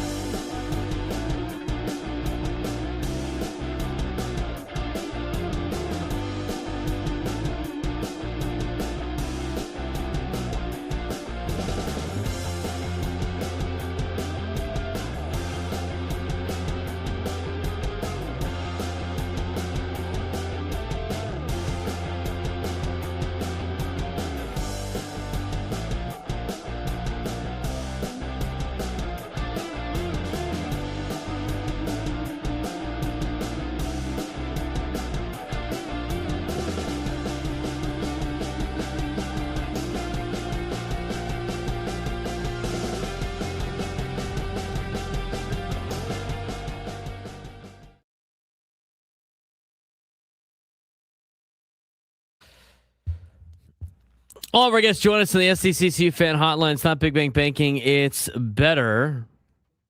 He's Frank Marchese. I'm Braden Surprenant. It's the Braden Surprenant Show, standing as number one sports station, 97.3 The Fan. Before we get to the final thing from the Jeff Passan interview as he was on with Ben and Woods, I just feel like the last thing we talked about was, Jeff Passan was talking about how, I didn't say that everybody, can be like the Dodgers. Yeah, he's been on a real face-saving clarification, walking back tour here as of late. A lot of reporters are like that, right? They, and everybody has their biases as well. I think you have to understand that with this new form of journalism. Everybody, and this is why you have to get content from a lot of different people. But for Jeff Passan, and a lot of these reporters, they continue to have the player side of things, of the sense of everybody can do what the Dodgers are doing. And then he goes and says, well, I didn't say everybody could be the Dodgers. I think it would be a lot better for these national reporters if they want to call out the teams that don't spend money. I think they got to go off of the, when Forbes releases the percentage of revenue that teams spend on payroll. Because to me, that is how you can compare these teams to each other. To say, why aren't the Padres spending $1 billion on payroll like the Dodgers? Anybody can spend $1 billion on payroll. It's nonsensical. But what you could say is, it's hey, anybody, the Chicago Cubs could probably spend a more percentage of their revenue on their payroll like the Dodgers do. They don't need to be complaining about this. To me, it's the percentage of the revenue spent on payroll. You're never going to get accurate numbers because they're never going to show you the books. But if you were going to lay out that anybody could do what the Dodgers do, to me, it's got to be about the percentage of your revenue going to payroll, more so than just saying I don't know why the Guardians aren't spending $500 million on a payroll. What? How dare they? How dare they? Should they be spending more? Probably. But if you only make $100 million in revenue, you can't really be upset when that team isn't spending more than $100 million on a roster. And again, you can't even use the excuse of, oh, well, I'm limited in characters on Twitter. I can't go through a whole lengthy explanation. Yes, you can. You're verified on Twitter. You can write a novel. There's no character limits anymore. For some schlub like me who doesn't have a blue check mark or who is unwilling to pay for it, I do have a character limit. Guys like Jeff Passan don't. They can write a novel if they so choose. And again, especially in this world of social media and how everything spreads like wildfire, perception is reality. The perception that the baseball media, especially, and certain individuals specifically, the perception of them is that they are all in the pocket of the Dodgers, that they are there to do the Dodgers bidding as far as a positive publicity. Be that true or not, that is the perception right now of media and journalists in baseball. And that, whether, again, true or not, that becomes reality. If you are perceived a certain way, that is reality. And because people are so dumb and stubborn, that it takes an exorbitant amount of effort and time to try to change that perception and make people see it, which is why it's so important that once you say it for the first time, it needs to be right and needs to be how you meant to say it. Because you're not going to get a chance to, one, correct yourself, and two, if you do, no one's going to listen. I just think there's teams two teams that I think about all the time when I look at that graphic, and I'd have to go look up the graphic again, but I remember these two teams. The Red Sox and the Cubs do not spend a high percentage of their revenue on payroll. They still have high payrolls, but as much as it's easy to just yell at the teams that have a $70 million payroll, I don't think it's relatively fair that they are the ones that are the problem and not teams like the Red Sox and the Cubs, who could definitely be spending up there with the Dodgers or close to it, but they choose to spend a small percentage of their revenue on payroll. They don't get a bad rap because they're spending what is an adequate amount, according to some experts, of what's an adequate amount to spend on a roster. I think the salary cap, if that comes into play, eliminates all of this. You don't have to worry about it anymore. And that's why another reason why I think you should have it. But, to say that everybody can spend like them is very much nonsensical. And we've talked about that enough. Let's get to the last clip because we do got to, kind of pick up the pace here. Jeff Passan talking about how more teams should be like the Padres and not the Dodgers. This kind of fills in the rest of what we've talked about. Can I tell you what I meant to say? Sure. Here it is. And what I should have said. And oh my God, there's a chance this is going to piss people off when they listen to it, but I have to do this anyway. What I meant is that teams, not that they can do what the Dodgers do, because of course they can. I want them to act like the Padres. The San Diego Padres said, screw the Dodgers, screw Los Angeles, screw the money. We want to be the ones to take them down. We want to face the challenge. Everyone else who's scared of them, you're wusses. The Padres' identity, guys, used to be that they were a mediocre franchise that was stuck in neutral. Now, after they've gone out and spent, after they've tried to win, after they've prioritized going for it, the Padres' identity is that they're one of the most interesting teams in baseball, that they have true franchise icons in their prime, that their ballpark is incredible, that they own the city of San Diego. And I'm so sick of people saying that Jose Feliciano and Kwanzaa Jones paid $3.9 billion because it's a one-team city. No, screw that. It's because Peter Seidler's vision worked. Can we all not acknowledge that he built it and they came? Right. That is badass. And San Diego has been the worthiest adversary of the Los Angeles Dodgers over the past 5 seasons, precisely because they were doing what I, in my head, was trying to say other teams can and should do. If your problem has been, if you shouldn't have said, why can't every team do what the Dodgers are doing? If that's not what you meant and not what you should have said, why have you been saying that for the last year or so? I know it's like, I don't know why we're trying to change it right now. Like to change the narrative all of a sudden. It's like, well, I didn't actually say that. Well, you did. What I meant was, well, then why didn't you just say what you meant the first time? I wanted to be like the Padres. It goes back to perception is reality. I think you could infer that that's what Jeff Passan meant a lot of the times, but he's flat out saying anybody could do this. It's like, it's not. Let's phrase it a little bit better. And maybe from here on out he'll change that.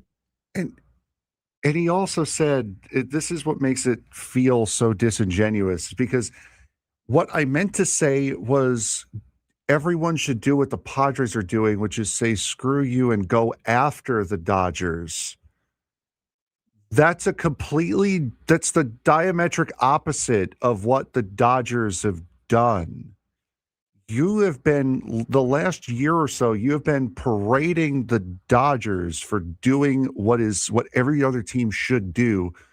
But now you're saying you should do what the Padres have done, which is go and try to take the Dodgers down. And that's actually what you meant. That's the opposite of what you've been saying. So were you lying for the last year, or were you lying on San Diego radio about what the Padres have been doing is actually what's good for baseball? Yeah, well, I guess time will tell. Let's see what happens with the next report that he has. I will say he actually has brought up the Mark Walter situation, unlike a lot of other journalists out there in Major League Baseball. So we'll keep an eye on that. Bill Plaschke does not paint a very good light or a positive future for the Dodgers based on this situation. He wrote a column about this in the LA Times earlier this week. We'll talk about that when we come back.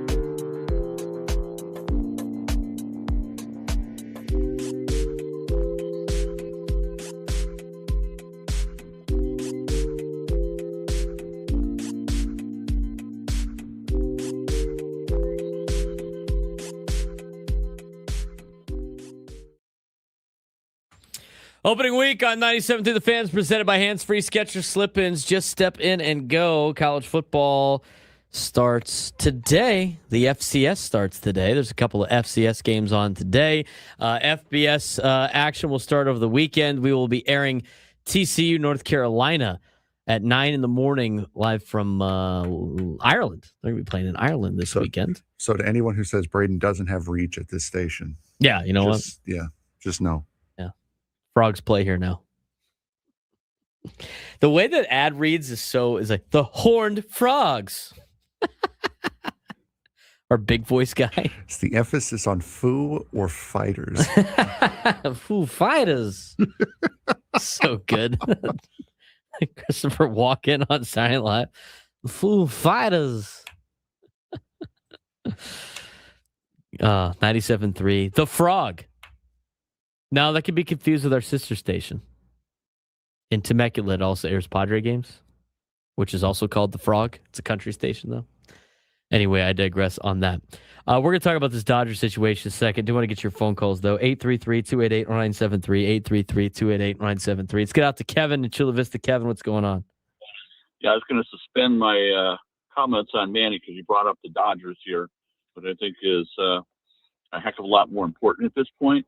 So, with this Walters thing, there's enough reports out there, and I think you've heard the allegations of somehow this guy being involved in dirty money that somehow allegedly filtered itself into the Dodger organization, correct? That's what we've heard. And so there has to be an investigation on this, and it has to be transparent, because if in fact it is proven at some point, and the Dodgers should be willing to put up or shut up on this. If they're clean, they're clean. If they're not, then there needs to be a penalty here, a big penalty. This is one of the worst, potentially, Braden, one of the worst scandals in sports history, if that's the case.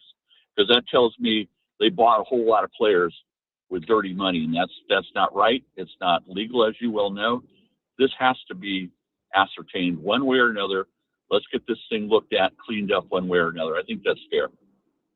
I think so too. I'm hesitant to say dirty money. I think right now, and it's kind of sneaky, and this is more for the sense of not labeling the proper avenues of where the money was going, and the federal government's like, you got to clean this up.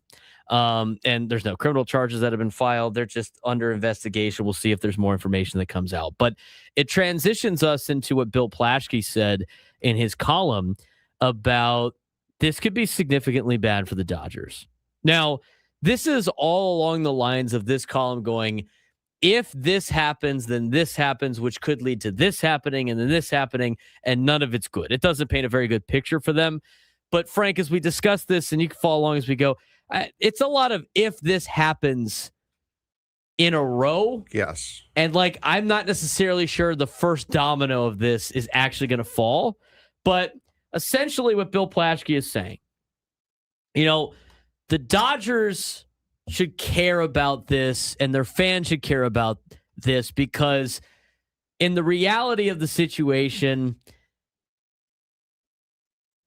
the Dodgers are successful, and they've been successful really since Guggenheim took over the group, which is, of course, affiliated with Mark Walter, right?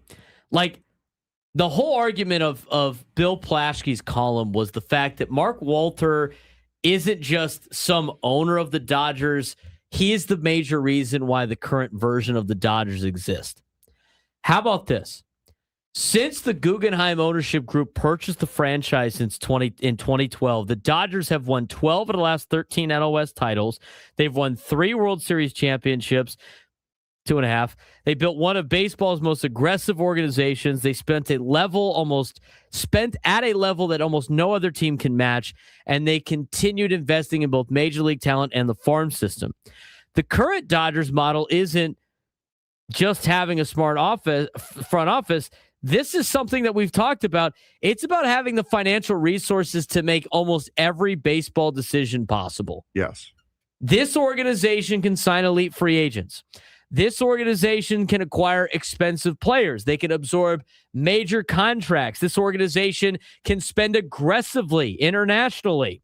This organization can maintain a deep farm system.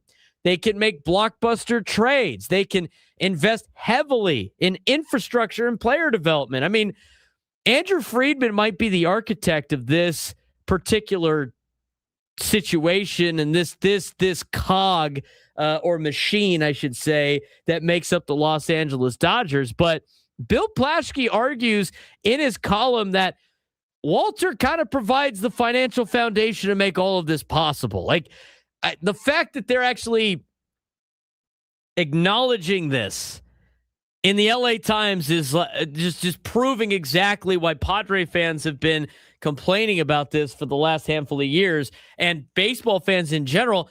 You cannot do everything that they do if you do not have the financial backing. And this organization did not have the financial backing until Mark Walter took over. And if Mark Walter is getting a lot of his money or moving it around and it's something funny going on to the point where he has to sell, there's no guarantee that they're still going to have the same financial backing to do everything that they need to do. But Braden, everyone can do what the Dodgers are doing. That's right. I mean, come on. This is, again, they're not going to go down some deep, dark pit here immediately. It might be there's a potential that if it does happen, it could be a slow tumble down into an abyss. But Plaschke's was also, if I remember seeing it right, was also more or less insinuating that Ohtani could end up leaving Los Angeles. So here's where he gets to this. According to Bill Plaschke's column, a potential ownership change could create a lot of questions involving two of the most important figures in that franchise.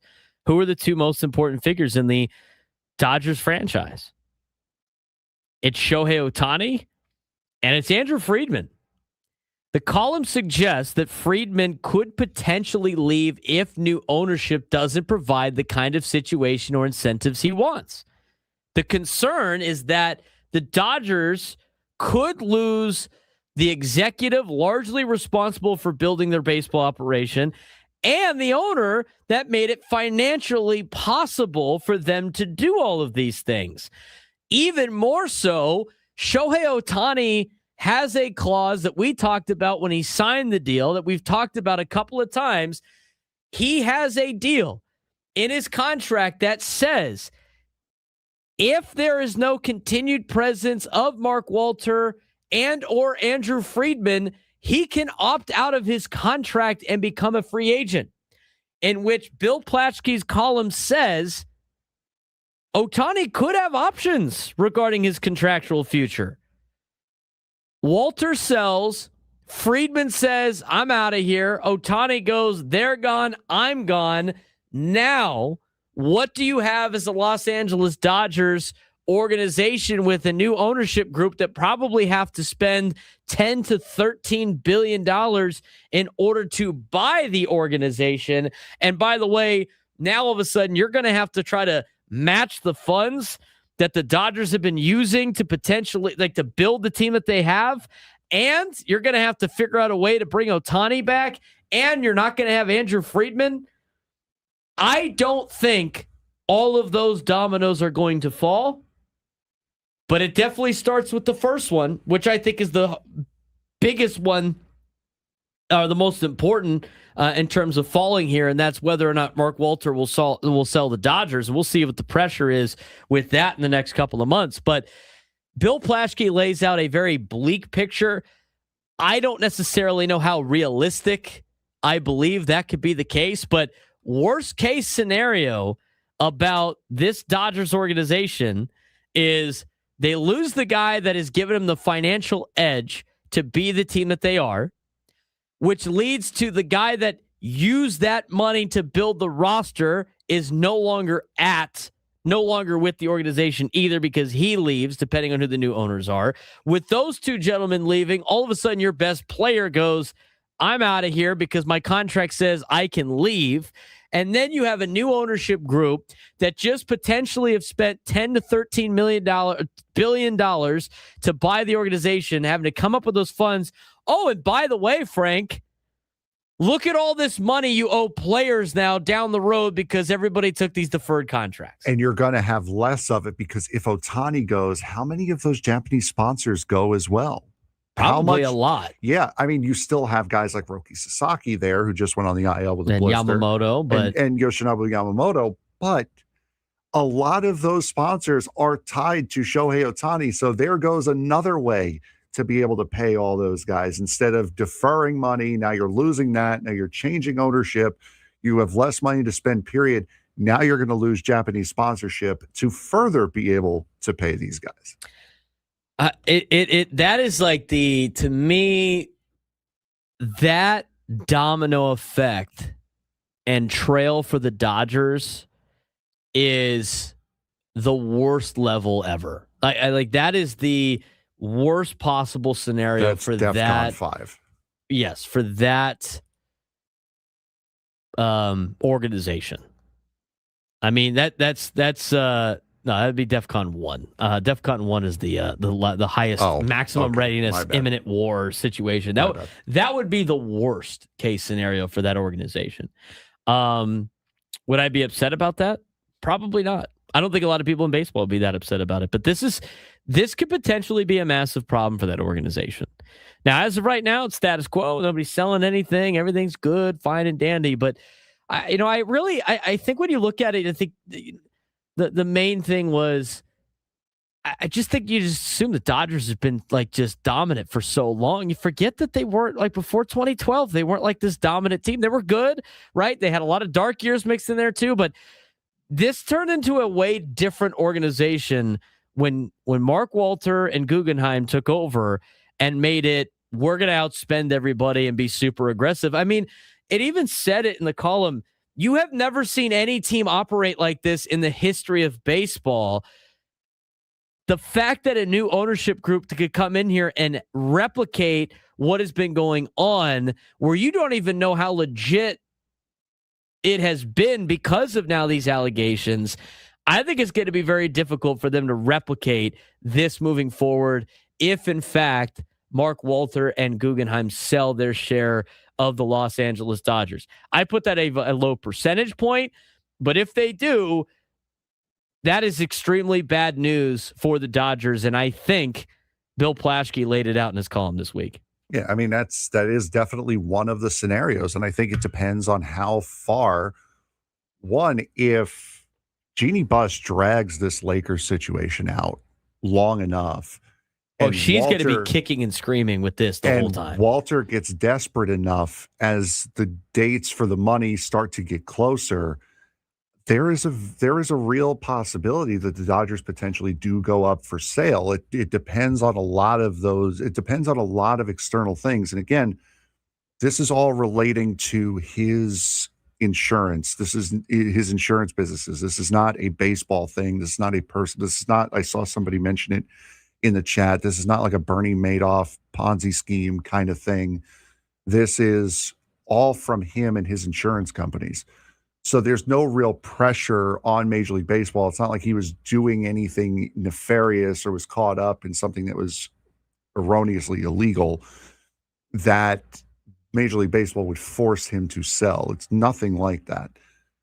I am a believer that there is a point where I think it will get bad enough that him being forced to sell the Dodgers to be in good standing with the government again does become a reality. I think it's a low percentage chance, but I do think that it will eventually come to that, me personally.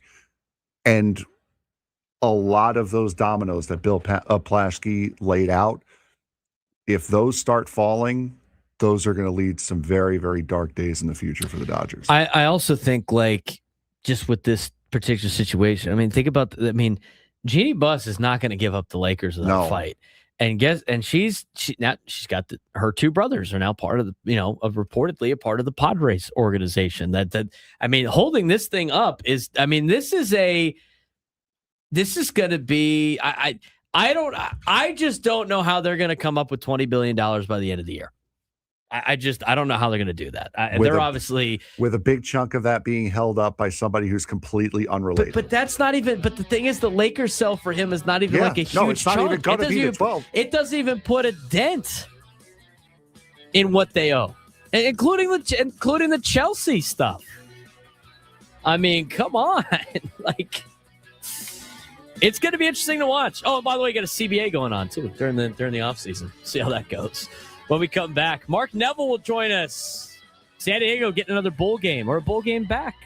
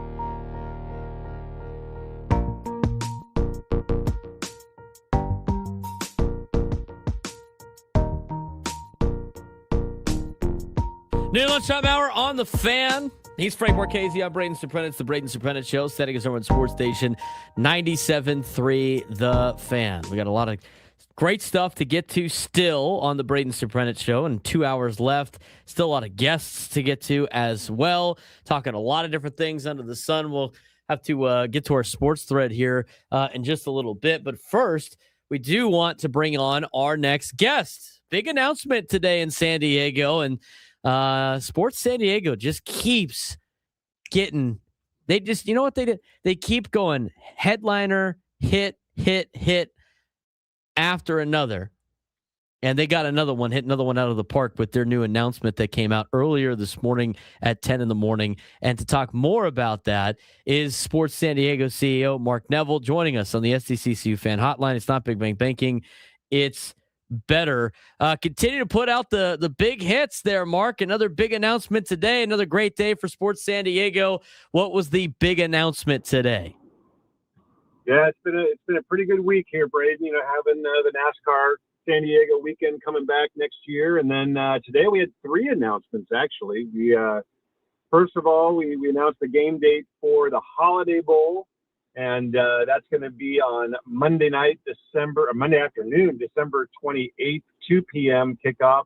First time ever that we're going to be kicking off in the afternoon. We'll see the fourth quarter. We'll have a little sunset action going on, and then and with that, we announced the matchup is similar to last year, where we got legacy Pac-12 teams on one side, and then the ACC on the other. So making the coast-to-coast national matchup there. And then we announced, you talked about the SDCCU hotline. Well, we're bringing back the SDCCU Poinsettia Bowl. And so at 10-year layoff from there, the game ran from 05 to 16.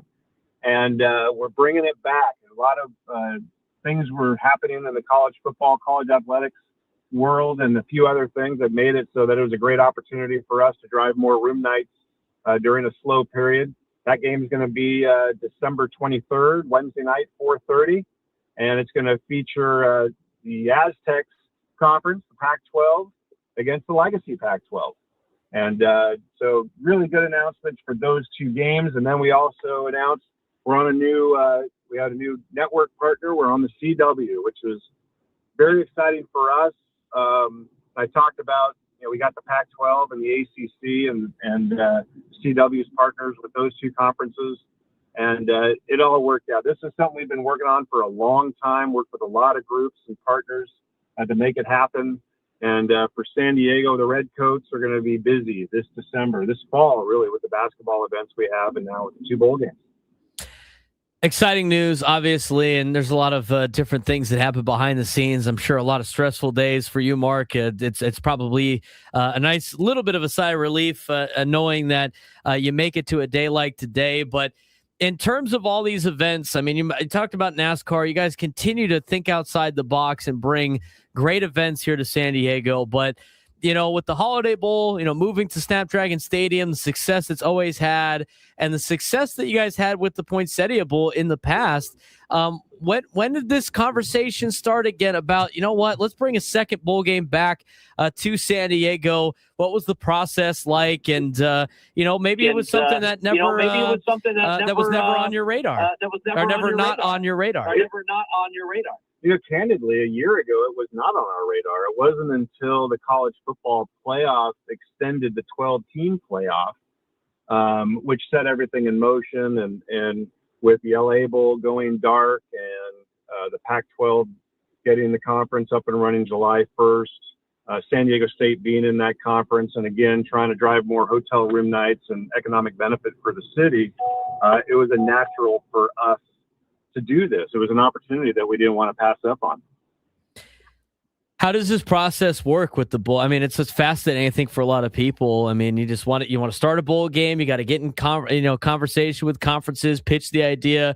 What's that process like of what you can tell us of, creating a bowl game and getting the right teams involved? I know you guys had a holding pattern with the college football playoff for a long time. How was the process leading up to this? There's a lot of puzzle pieces that we had to put together, if you can imagine, especially with the playoff getting extended, it used to be really easy for us to say we had the ACC against the Pac-12 or the Big Ten against the Mountain West, whatever in the old days. It's not that clear cut now.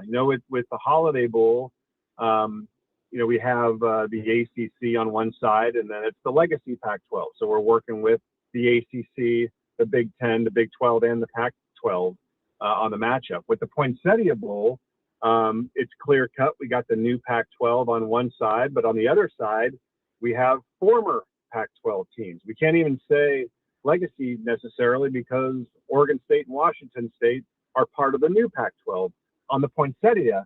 But for the Holiday, Oregon State, Washington State are part of the legacy Pac-12. So it is a lot of really, I confuse myself sometimes when I'm going through all this. But we had to, we worked with all the conferences, the Big 10, the Big 12, the ACC, and the Pac-12, of course, to get that going. And then, getting San Diego County Credit Union on board, that was really, believe it or not, an easy conversation. I sat down with Nathan Schmidt back in March, who is an EVP and the Chief Experience Officer for SDCCU. And I mentioned, you guys sponsored the Poinsettia Bowl for the first 12 years. We're bringing it back.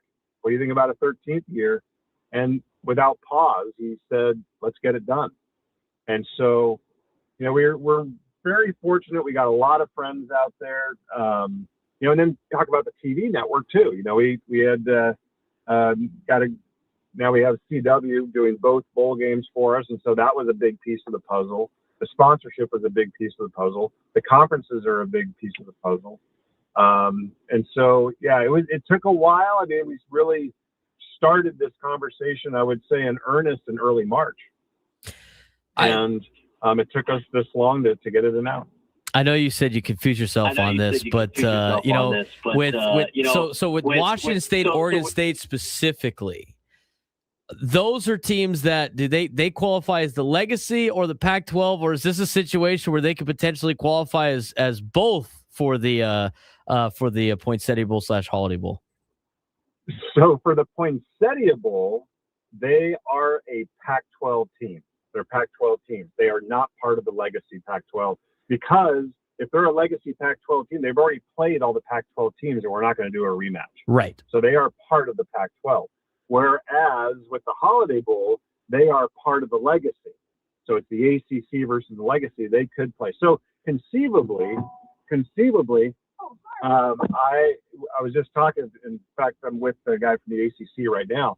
It's conceivable they could have 3 teams here in San Diego for the bowl games. They could have, the ACC is a lock for the Holiday Bowl, and then in the Poinsettia, they are part of Stanford and Cal are part of the legacy, right? Right. So that can get there, and then now I'm confusing myself. There is a way they could have 3 teams here in San Diego for the bowl games.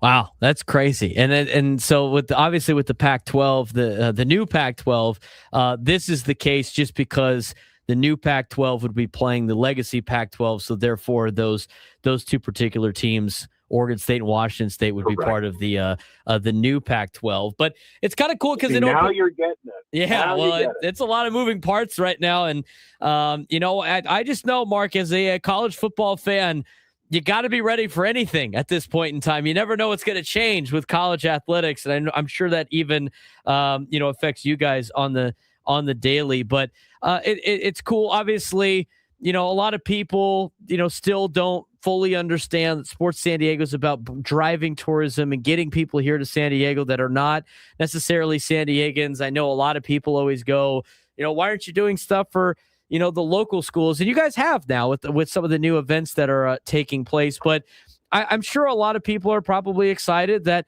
one of the conferences that is locked into this bowl is the conference that San Diego State is in, that they could also be part of this bowl game as well.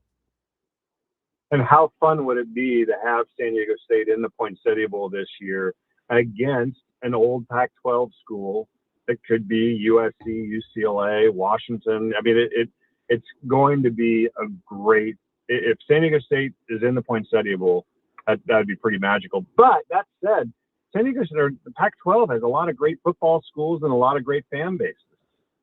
So it's a very regional game, you know, and again, the stars aligned to bring this one back. And I'm very excited about the Poinsettia Bowl. I'm excited about the potential matchups too. You mentioned, I mean, you could have Boise State, you could have Fresno State. I mean, there's a lot of good teams in the Pac-12, and them potentially going against a legacy Pac-12 school is pretty cool nonetheless.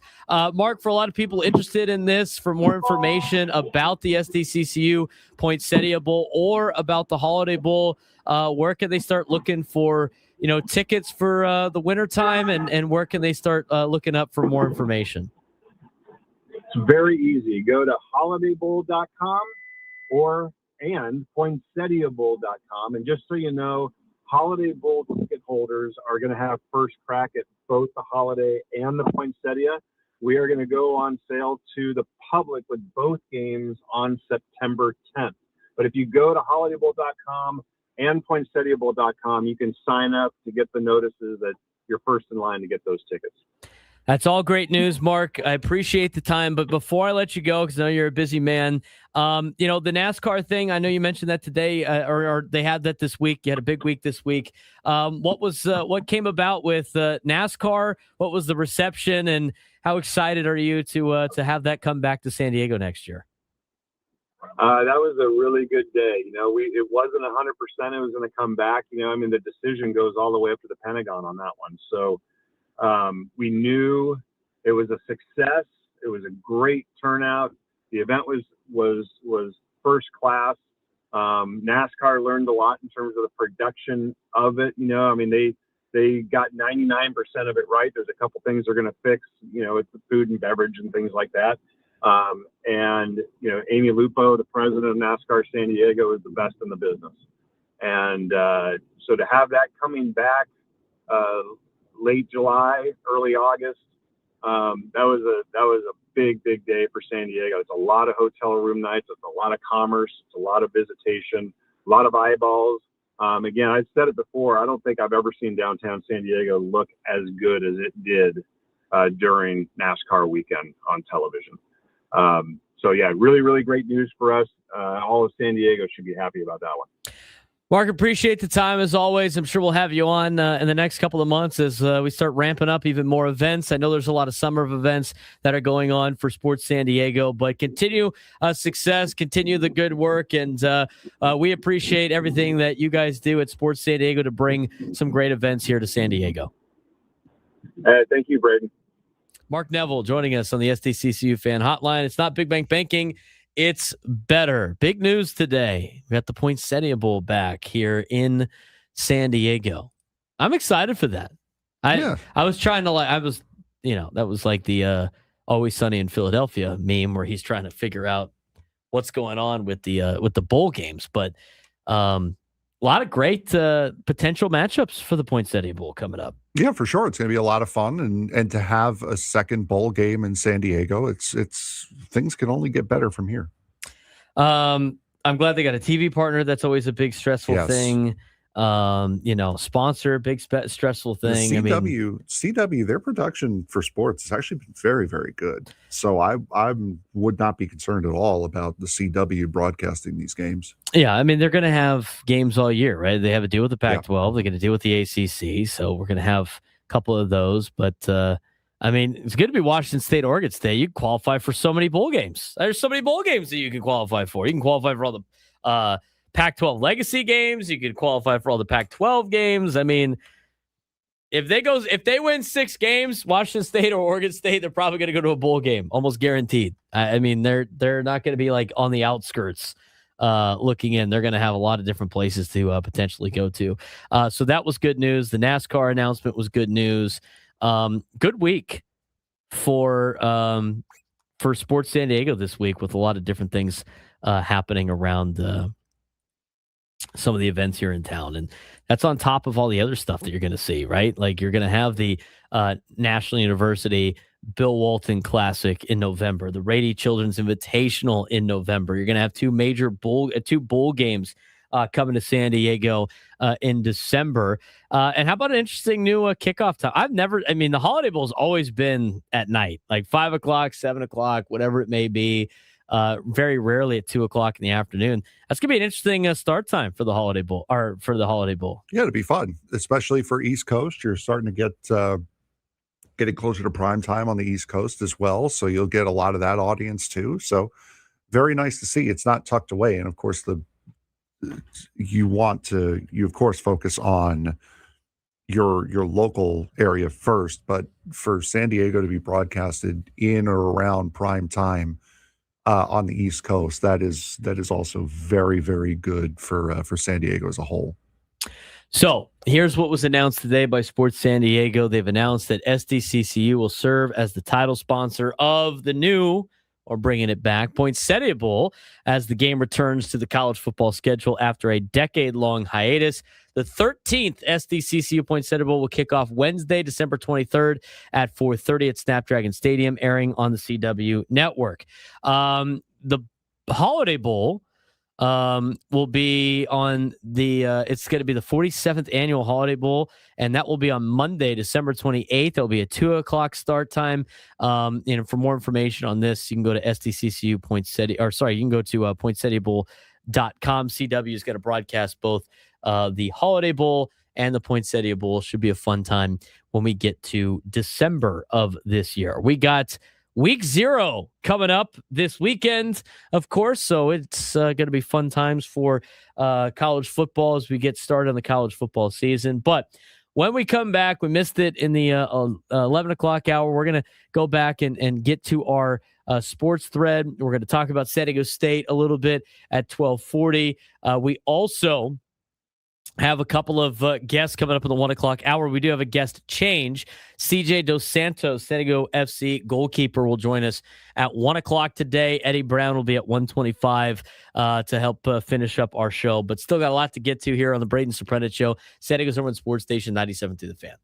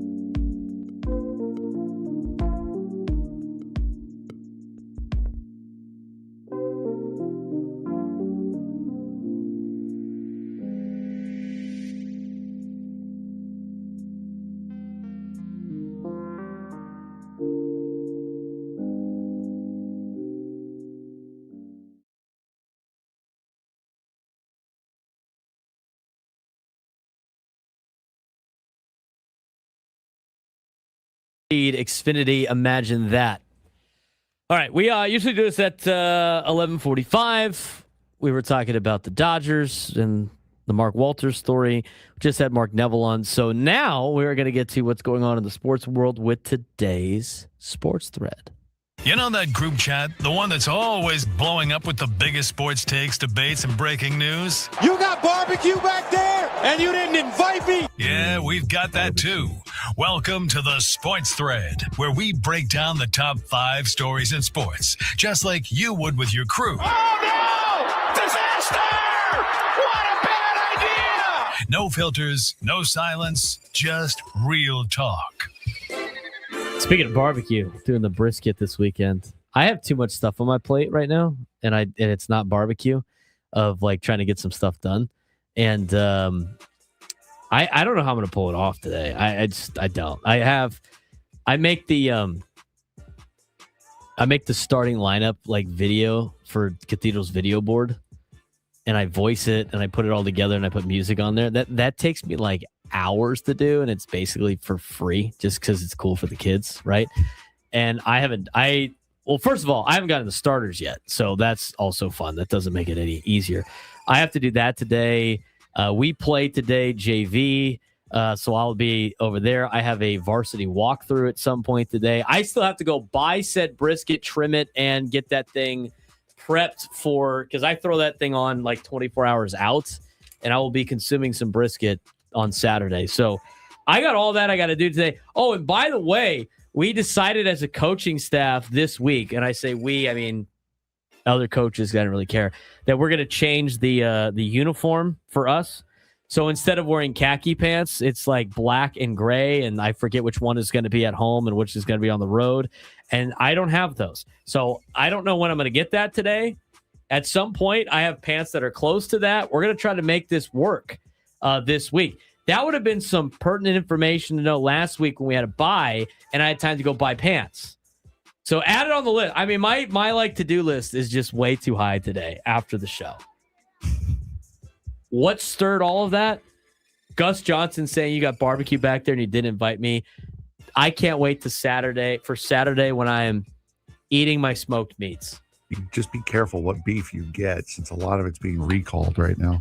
Number 1. I trust Costco. Costco's got the meats. As a hater of the NFL, that I am, you better change some of that attitude. I must say the NFL made not one, but 2 good decisions yesterday. Wow, it must be really good if Frank's giving him props. The NFL has told teams that any player who returns to college will be prohibited from signing with another NFL team during the rest of this season. Good. The move comes after former NFL players Daquan Wright and Xavier Harris left the league to take advantage of a court-ordered extra eligibility at LSU.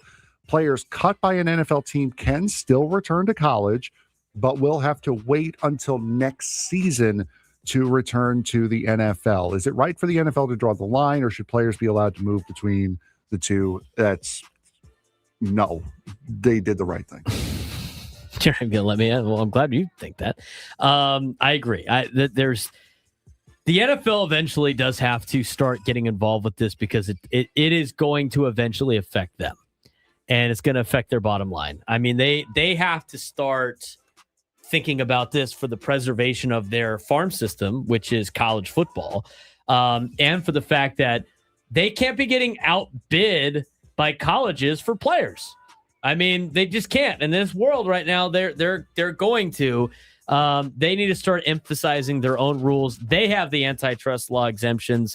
They need, for the betterment of their own product in the future, they need to put in their own restrictions for something, so you don't have the back and forth. And you know what? This is a step in the right direction. Yep, I agree. And as Go Aztec said, imagine if all these rules were put in place instead of just being reactionary. What a world. That would involve Number 2. thinking. Yep, forethought.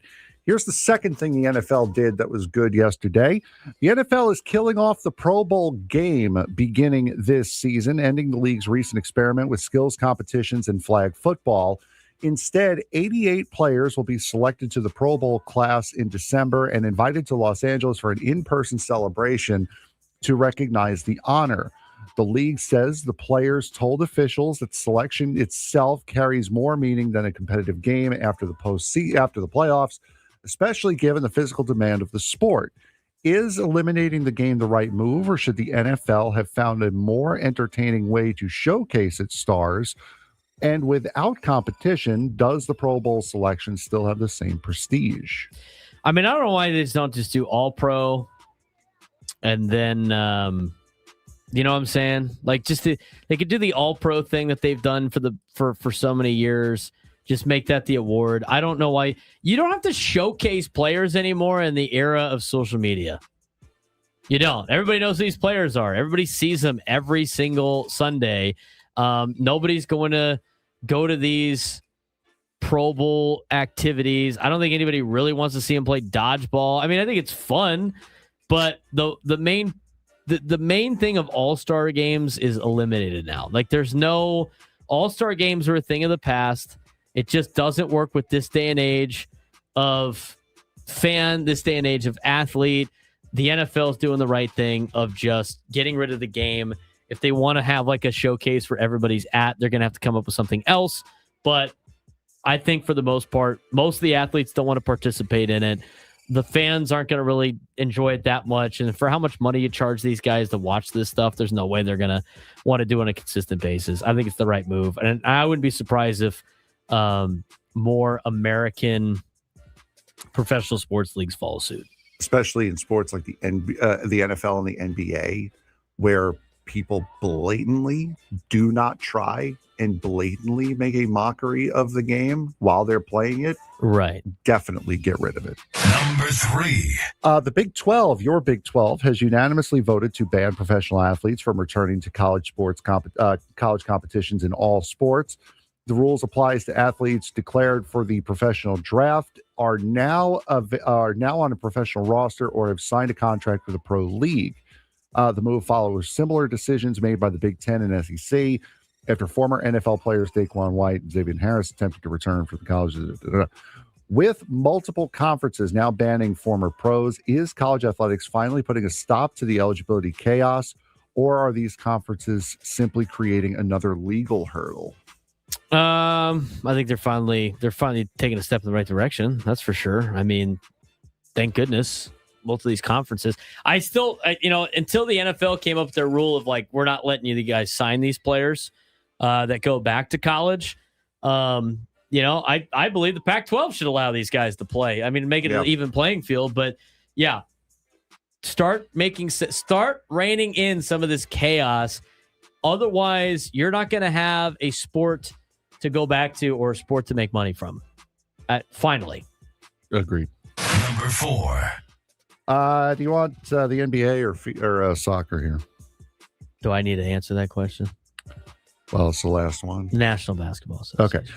The Lakers' controlling owner, Jeannie Buss, is challenging the legality of her 5 siblings' decision to sell the family's remaining stake in the Lakers franchise. Buss argues the family trust should retain enough ownership to maintain control and benefit from the team's soaring value, while accusing siblings Janie and Joey of violating their fiduciary duties. The dispute comes as the Lakers are being valued at a staggering $12.5 billion in proposed sale involving Josh Kushner and Bob Iger. Could this family battle ultimately threaten Jeannie Buss's control of the Lakers? And should the Buss family hold on to its remaining stake rather than cashing out at a historic valuation? I don't know. I guess it kind of depends. I mean, it's a lot of money for them to cash out on. I think they're just trying to cash out because they are trying to get Jeannie back for her kind of like axing him out when Mark Walter like kind of bought the team. So this entire situation is like a season of succession is what it is. Should they keep the team? I mean, if I had ownership of the Los Angeles Lakers, I would try to keep that as long as possible. But that's coming from somebody that's never owned a sports team. But I feel like owning a team like the Lakers with the pedigree and the logo and the I feel like that's kind of cool to have. I don't know. But I could see this thing's going to get dragged out because Jeannie Buss is definitely going to do everything she possibly can to control control the Los Angeles Lakers. Well, you heard it here first, folks. Braden will purchase the Lakers and hold it for as long as possible, i.e. 14 months. I would hold any sports team for as long as possible. Would never sell it. There was something else. Oh, there was something else that you brought up that I was going to mention, and I totally forgot in one of these stories. What was the story before this one? There's another college football story. Yeah, it was the Big 12 saying that they're banning. Oh, that's what it was. Did you see Santa Barbara? No. UCSB put out a ban that they will about signing former NFL players to their football team. Did you see that? They put out their own press release. It's the most hilarious thing ever because they don't have a football team. Don't think you have the facilities for that, big man. UCSB put out on their athletics page. It's like, this is what UC Santa Barbara tweeted out. Standing with Big Ten and SEC since 1992. Big hop. Statement from UCSB. UC Santa Barbara Athletics announced Wednesday that effective immediately, we will prohibit football players who have signed with an NFL contract or on an NFL roster at any point or declared for the NFL draft from being eligible for athletic competition at our institution. We stand with the Big Ten and the SEC. Go Gauchos. Big Hofstra's going to put out a very similar release. Do you know what else was attached to that press release? A separate picture. Oh, no. Of the Spider-Man meme. And it's SEC, the Big Ten, and the UCSB logo on each Spider-Man. Oh, and they're all pointing at each other. You know what? You got to give UCSB some credit on that. That is so good. That's a good one. That is so good. Other soccer news for you tonight. USD and Stanford. Number 1 versus number 2 in the country. Yes, the USD Toreros are the number 2 team in the country in men's soccer. They play tonight. Up at the farm, they're going to be playing at Stanford. So University of San Diego, number 2 men's soccer team in the country, trying to knock off number 1 for the second time in a week. Last week it was knocking off number 1 Washington. Maybe we'll talk about a little bit about that later on in the show, but we do get to get to break. 833-288-0973, 833-288-0973 if you want to jump on the show. Aztecs need some captains for their football program. We'll get to that next.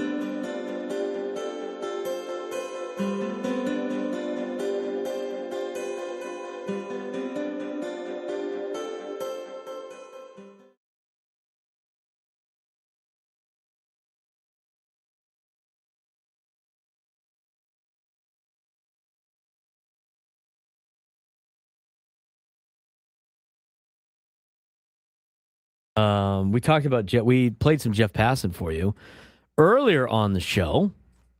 Jeff Passan, who writes for ESPN, he bombs atomically, according to his Twitter account. He was on with Ben Woods earlier today, but he just tweeted this out at 12:23. It's about 20 minutes ago. Frank mentioned this off air. But an interesting proposal from MLB. We're going to see more of this when it comes to the CBA and end of the season and into next year and during the off season about, different kind of agreements maybe, or disagreements or proposals, if you will, to try to get a CBA for next season. So recent proposal. Major League Baseball today proposed drastic changes to its offseason calendar, including shortening free agency to a 2 to 3 week window every offseason, sources tell ESPN. The details of the proposal: a free agent dead period until the first day of winter meetings in early December, in which players and teams can negotiate, but no deals can be signed. Trades would be allowed during this period. Free agency would open the Monday the winter meetings begin and would close December 21st. From December 21st to the first Monday in February, no free agent signings or trades would be allowed. Now, it kind of goes dead during that time anyway, right? I mean, sometimes you get like the New Year's trade or a Christmas trade or something like that, but it's like very rare. Free agents could sign and trades would be allowed again from the first Monday in February onward. So they would have a dead period until the winter meetings, and then you would have free agency open from the Monday of winter meetings to December 21st, and then they would close it again until basically you're getting ready for spring training again. I honestly think, Frank, that's a decent proposal, and I think it's fair. It's not like they're having a window and then nobody can sign again. I mean, here's your 3 weeks to get a deal done. Make it exciting for baseball. You already don't see a lot of moves happen after December 21st to spring training anyway.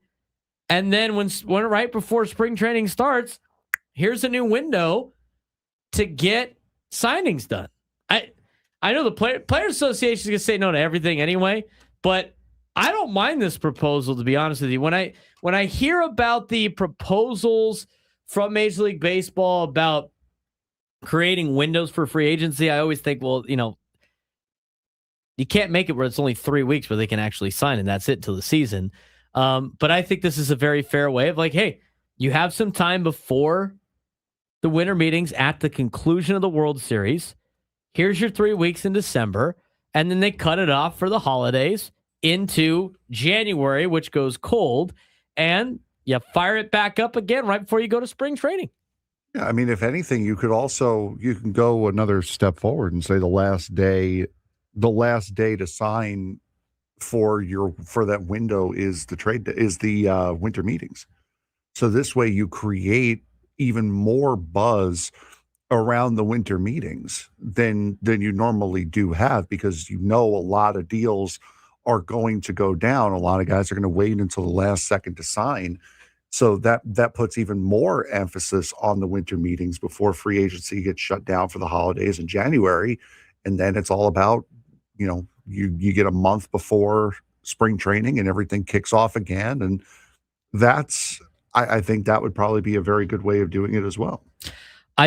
Major League Baseball is trying their best to be as entertaining as possible for as long as possible. Okay, like they're trying to be the NFL as much as they can. Now, whether or not they are ever going to be able to accomplish that, I think remains to be seen. I wouldn't bet on it. But the NBA has a fun offseason where they have something like this, and it's just a whirlwind of moves and trades and pickups and stuff, and they control that like week of just nonstop entertainment. I think everybody gets that fun adrenaline rush during the trade deadline. Now we do, especially because the Padres with AJ Preller have consistently put together just unpredictable trade deadlines. Major League Baseball wants to be able to have that during the offseason instead of this slow drag out of here's who's talking to who and, no deal really close. And then all of a sudden, bang, one big deal. And that's kind of it. I think Major League Baseball, if they want to be somewhat relevant during the offseason, have to impose something like this. I don't know what you're going to have to give up to make the players want this or buy into this. But I credit Major League Baseball for trying to be in a position to create some extra entertainment throughout the year. I mean, the best example of a league that has that tries to be relevant the entire year is the NFL. Every single month they have something, and they do that on purpose, right? They have the Super Bowl in February. You got the Combine in March. You got the draft in or like OTA, whatever, in April, and draft and stuff in May. I mean, in June, you start doing all these other like mini camps and stuff like that. July, you start camp. August, you do preseason. And then you got the season from September, October, November, December, and January. They have some big deal every single month, and they control the calendar. Baseball has like the trade deadline, October, and then maybe 2 weeks in spring training. I know they have the whole summer, but you get to a lot of dog days of summer where people are on vacation. They're not paying attention too much. I think this is a way to get people excited for baseball in December outside of this market who has only baseball as their primary sport and obviously pays attention to a large portion of it. But I think baseball needs to create something that people are absolutely tuned in for. But what about our freedoms? As a player, if I want to make that decision on January 15th, I should be able to.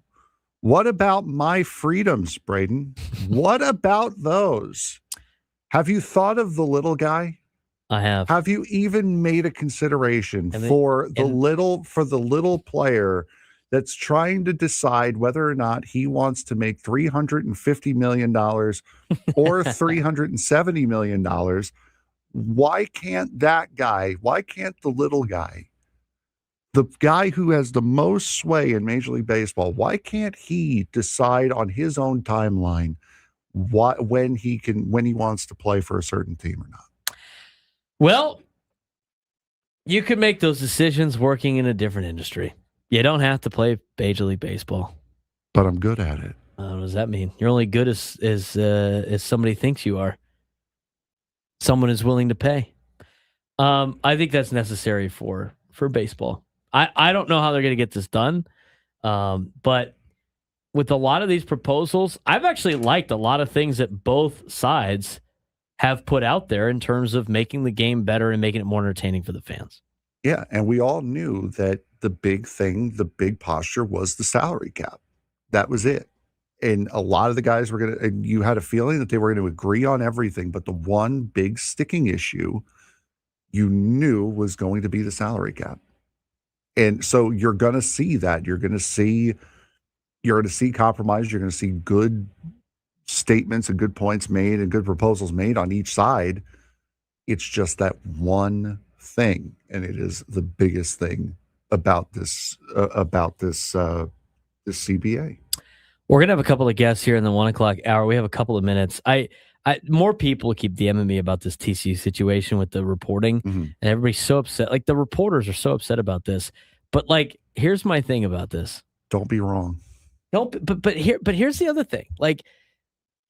The situation at hand with this report that got this guy lost his credentials, which I almost guarantee you they will give him a credential before Saturday.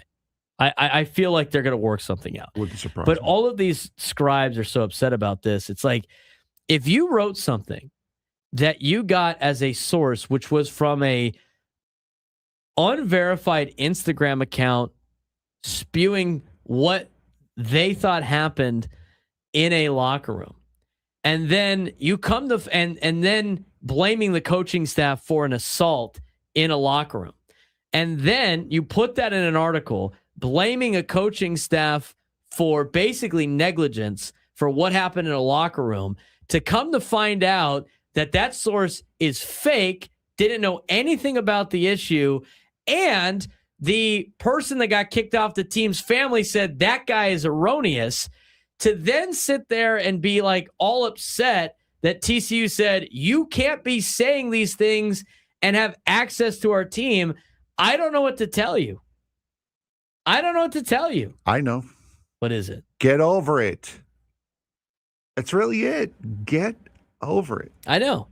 There's multiple issues here. The issue is not that they reported about the incident. The issue was they didn't grant the receiver, and they didn't grant the receiver that got assaulted anonymity, who was in the hospital. He got death threats for ruining the season for some crazy fans. And then you come and the coaching staff was all of a sudden getting accused of negligence. And there's a lot of defamation in this coming off of an Instagram post that you did not verify if it was true, yet you printed it anyway. I'm sorry, journalists. You can't do that and not be punished for it. That school is a private school. They don't have to grant you access. You have freedom to press whatever you want, but if it's inaccurate and it could potentially lead to a defamation lawsuit, I'm sorry. You're probably going to lose your credential. You have the freedom to say what you want and print what you want. That doesn't mean you're free from consequences from poor decisions. Mm-hmm. I don't understand why national media people can't understand it. They all nick together and stuff and go like, oh, how dare you revoke a credential? That's not fair. It's like, are you saying you guys could say whatever you want? You should never have any consequences for it? That's what I'm getting from a lot of sports journalists right now. Crazy. When we come back, we're going to get to CJ Dos Santos. He's a goalkeeper for San Diego FC. First time talking to him since the World Cup. See how that experience went for him.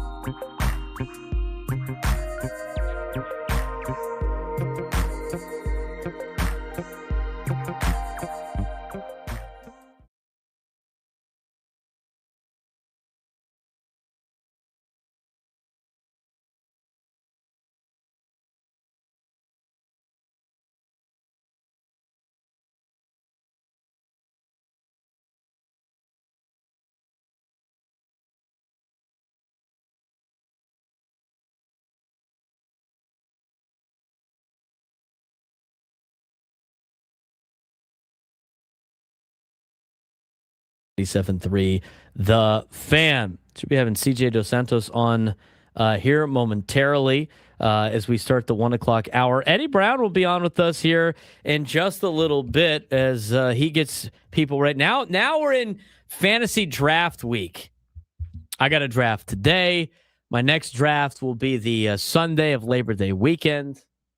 I know the our YouTube chat friends have a fantasy football league. I was going to ask if you had an extra spot. I would have jumped in. Didn't get the formal invite. Maybe I did. Maybe I ignored it. Maybe I didn't see it. Who knows? We'll see if there's extra spots. Anyway, fantasy foot. I don't know how I'm going to make it through that today. I got that draft at like 6. We're supposed to do a walkthrough at like 2:40. I got to go run some errands too. I don't know. I don't know how I'm going to do it, man. It's life be life, and sometimes. I know you feel that today. Life be life, and sometimes. Yeah, apparently I missed the invite, Nate. Yeah, the heck. What if they invited Sushi Sam instead of me? It's kind of messed up. I don't know. I don't remember seeing that. Anyway, we're going to get to CJ Dos Santos here in just a little bit as we talk about San Diego FC, where they're at right now, the ladder they got to climb here in the standings. But it's with great pleasure to welcome him back to the Braden Surprenant Show as he joins us on the SDCCU fan hotline. It's not Big Bank Banking. It's better. CJ Dos Santos, the goalkeeper for San Diego FC, joining us on the hotline. And CJ, it's been a little bit, but last time we talked, you were getting ready for the World Cup. Now you got to get back after probably a remarkable experience for yourself. It's good to have you back on the air. Hey guys, hi. Thanks for having me once again. It's good to be here again. Let's talk about that experience. I know you've been on a lot of different outlets. I'm sure you talked about it before, but you were part of a Cabo Verde team that really shocked a lot of people in the World Cup. Your guys as a team put up a clean sheet. Or were able to have a draw against Spain, one of the best ever, best in the world. What was the experience like for you at the World Cup, being part of this team, and talk to us a little bit about what Cabo Verde was able to accomplish this year? Yeah, it was an amazing experience from start to finish. Preparing for the tournament for the first couple of weeks, it was a great experience to be with them each and every day. And then finally being able to represent the country at that huge of a stage, it was an absolute blessing, absolute honor to just have a front row seat and to be a part of the team and obviously try to do my best to help out the team in any way possible. Transition back to MLS play, regular season play, obviously. And, the guys, a lot of up and down this year, trying to get back to where you were last year. You guys have played a lot of hard-fought matches throughout the season, but it just seems like you've put a good 80 minutes together, and then the last kind of 10 minutes haven't really worked out for the beginning part of the season. You guys have now gotten onto a little bit more of a run. What's the difference been since returning from the World Cup? I think we just took that month or so just to kind of reset and to get back into the swing of things, having the second preseason to get the group back together, to figure out where we are and where we want to be, and just to take it one day at a time and one training session at a time. And now it's time to string some points together, string some wins together, and we're looking to make a really big push in this next phase in the season. You guys did pretty well in the Leagues Cup as well. Went 2-1. You guys have spent a little bit too much time down there at Estadio Azteca, which is a very tough place to play. But you're able to beat, Tijuana. You're able to go 2-1 in the Leagues Cup. What was that? What do you think that experience did for the team as we have now resumed MLS play? I think it was a good challenge for us to go into that competition, to play against teams like that and in an environment like that, against really, really good teams. It really gave us a lot of confidence, seeing that we can play against a type of players with great individual players and a great team, good collective teams in those types of environments. It gave us a lot of confidence going into these MLS games. Obviously, you've mentioned it before, and I know it's like one game at a time. You guys do have a little bit of time here to get back into the swing of things. And again, playing better soccer as of late, coming off of a big win against Colorado. But, as you guys go through this kind of stretch, what's the most important thing from a team aspect of trying to stay focused here and climbing your way up the leaderboard? I think it's just about keeping maximum focus each and every day in the trainings, and especially on the game days. Like you said earlier, you have to get us through 90 minutes plus, and just trying to do every single action, the 110%, every sprint, every pass with the highest quality, highest focus possible. Obviously, a big match coming up on Saturday. You guys are taking on LA Galaxy. I mean, obviously, without getting into the details of, maybe some of the drama that might be involved with this, with, Chucky Lozano being part of the team, but not really training at the facility. He's now with the LA Galaxy. This is an important game for you guys in the standings, more so than a lot of the drama. How do you guys go into what's the preparation like for this game? How important is this for you guys going into the match on Saturday? And, what's going to be the biggest challenge for you guys coming into this match against LA Galaxy? We take every game with the same seriousness as every other game, regardless of the competition, regardless of the opponent. We take it 110% with each game, regardless of who we're going against on a Saturday. And we've just taken this week to kind of prepare the best that we can, especially with the congested schedule that we've had. We've taken this longer extended period during this week to really see what we can do collectively, what we can do individually. And we're just going to take that into the weekend. We're talking with CJ Dos Santos, goalkeeper of San Diego FC, here on the SDCCU fan hotline. Obviously, you guys put together, got a couple new spots, new players with this organization the last couple of weeks. A big one in Elias Achouri. With the addition of Elias, what has he brought to the team from an on-field perspective, but also, from a teammate perspective? He's a fantastic player, and you can see that from the first touches that he's had coming into the team and coming into the games. In the first couple games that he came in, he gave us a different dimension in the game through 1v1s and verticality, and just to be able to utilize him in the final third. And it's been amazing to have him as an extra threat and an extra tool for our team. But he's such an amazing human being. He's integrated himself really, really well within the team individually. And he's such an amazing guy and very personable, very kind. So we're really happy and really lucky to have him in the locker room with us.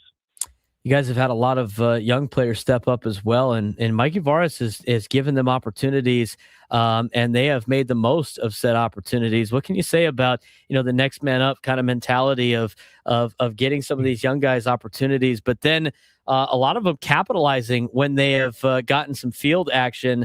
That shows a lot of great signs of a great team. What can you say about the way this team plays together, and what's it like as someone watching some of these guys finally get their chance, really taking making the most of it?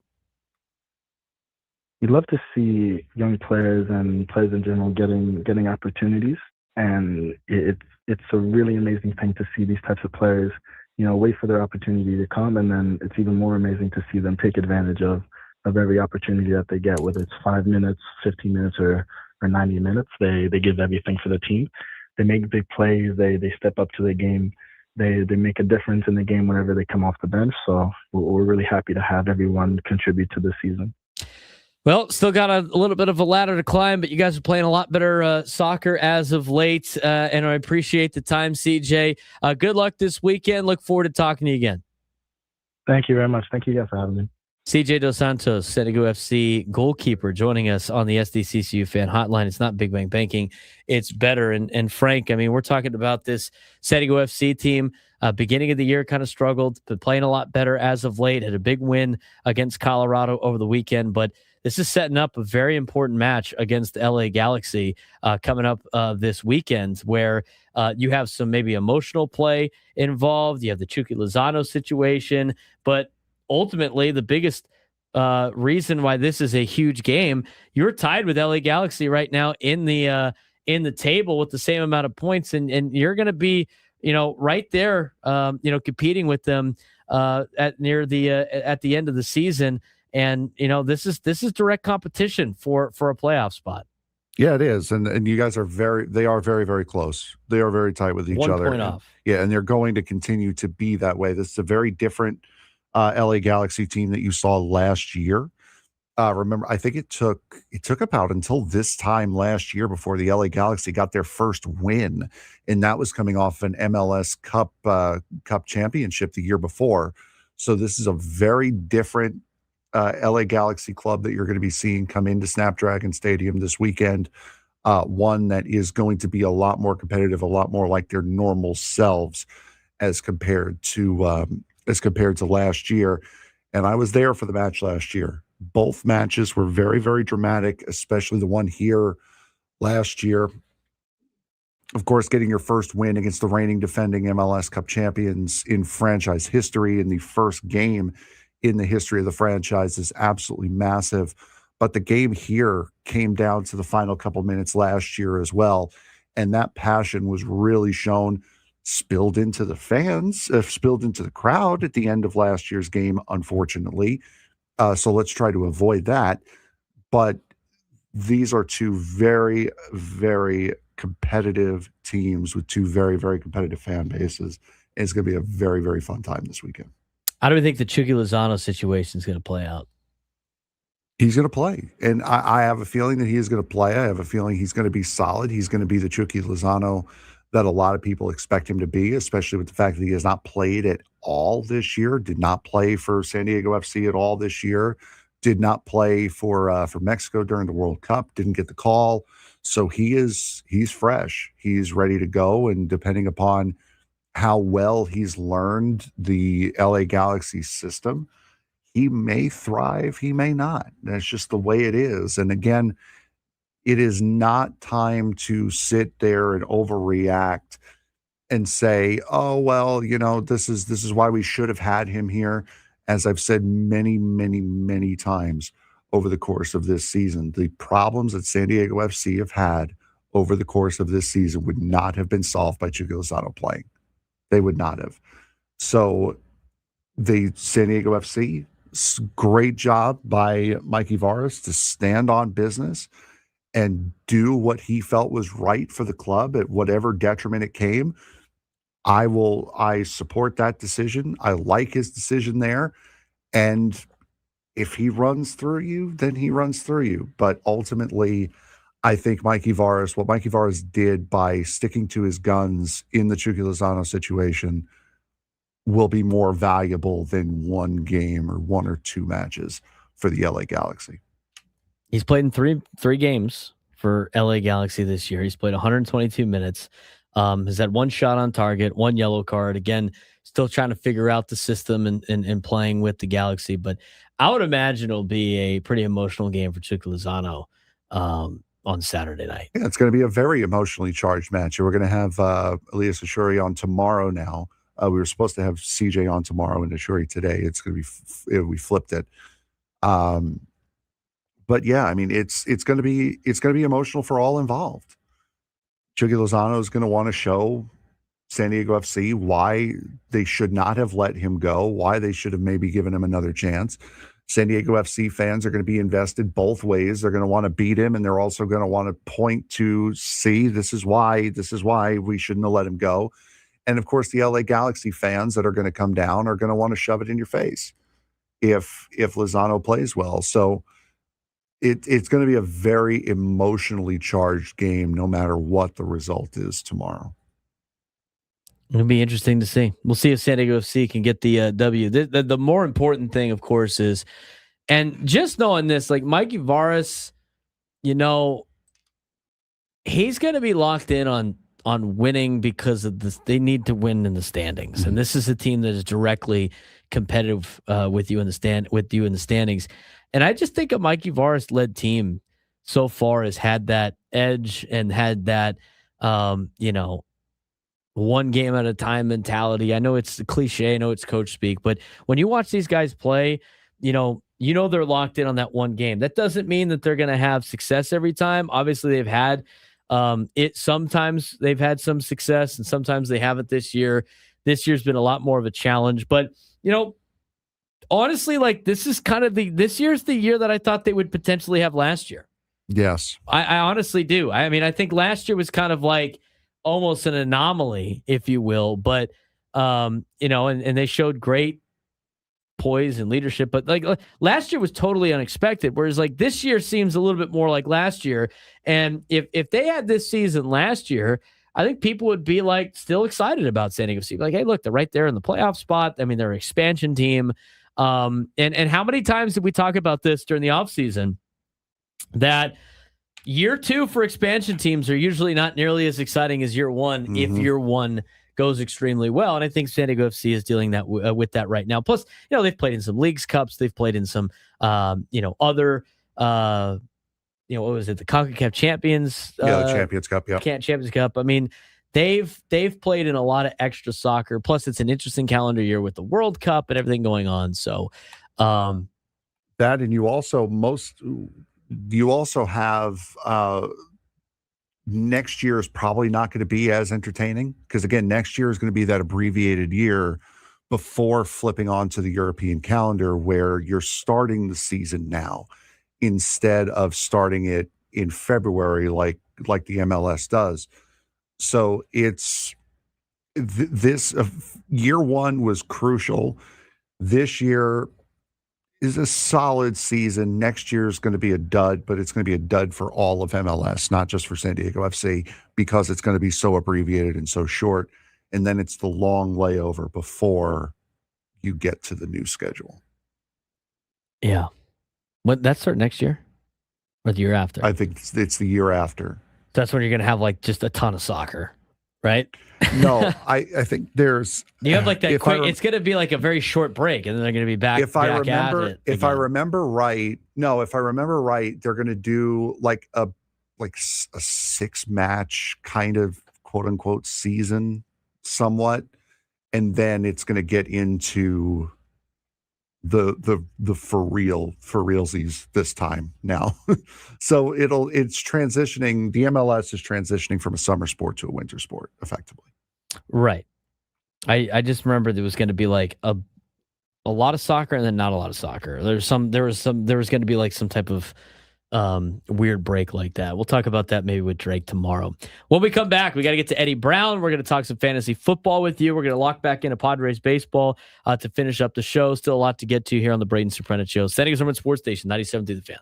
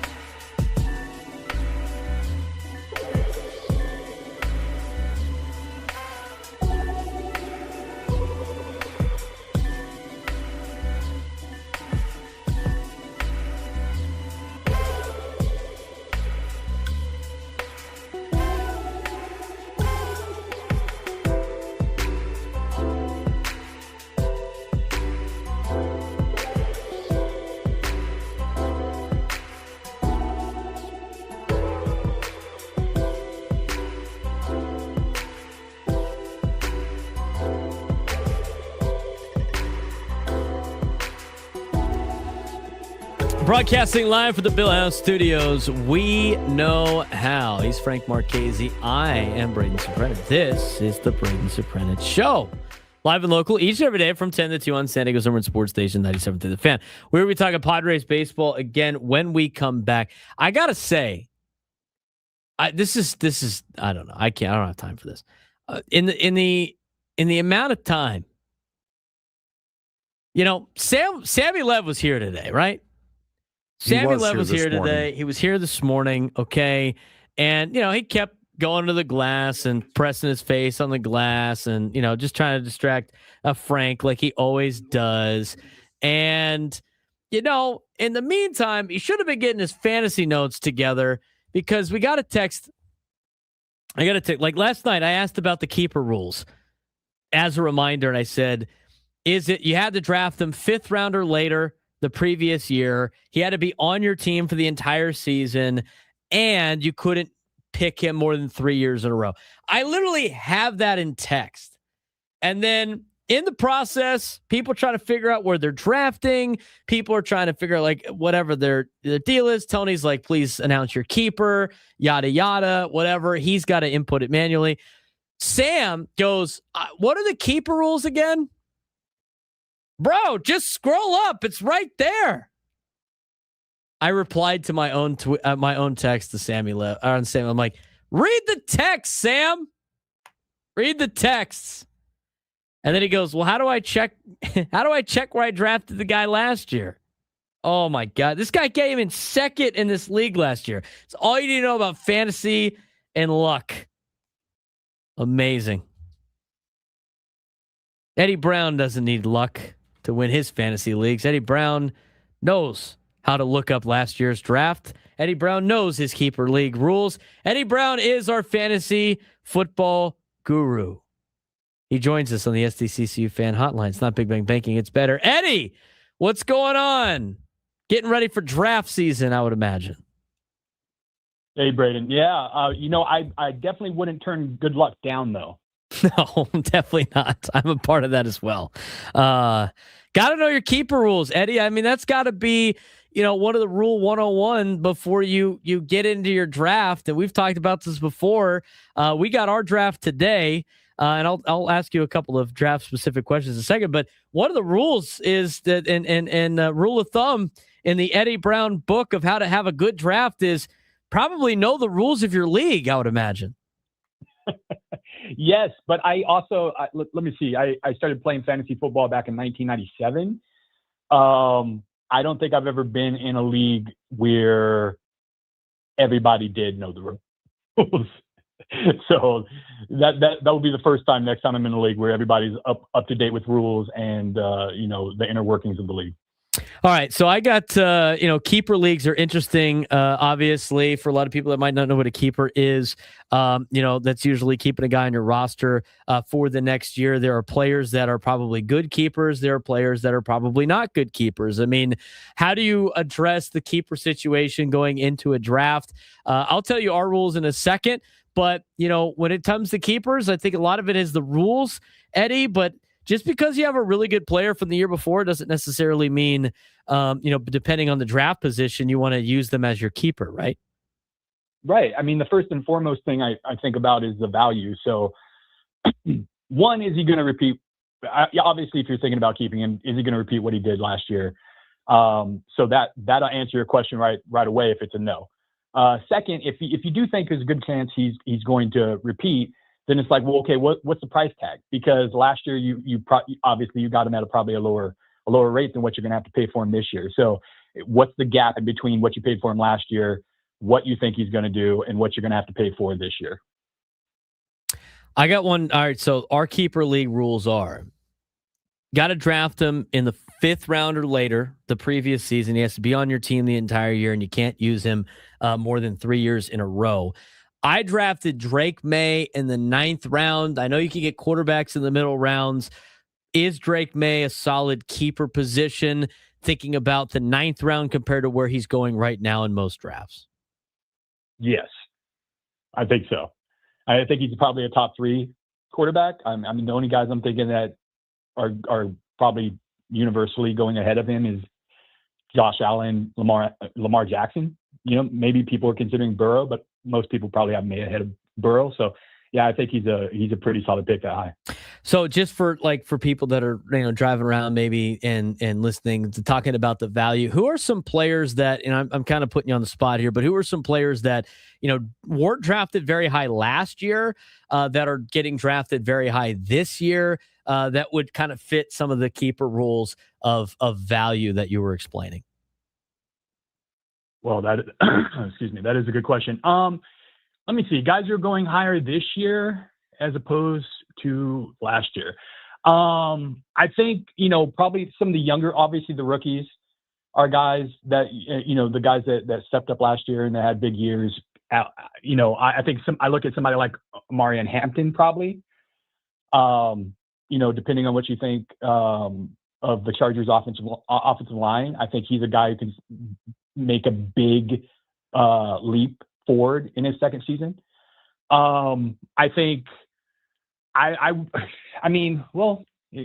trying to think of guys like Kyle Williams in New England, somebody who wasn't drafted very high and who will be won't probably go high in your drafts this year, but because of a Kayshon Boutte trade recently might see more targets.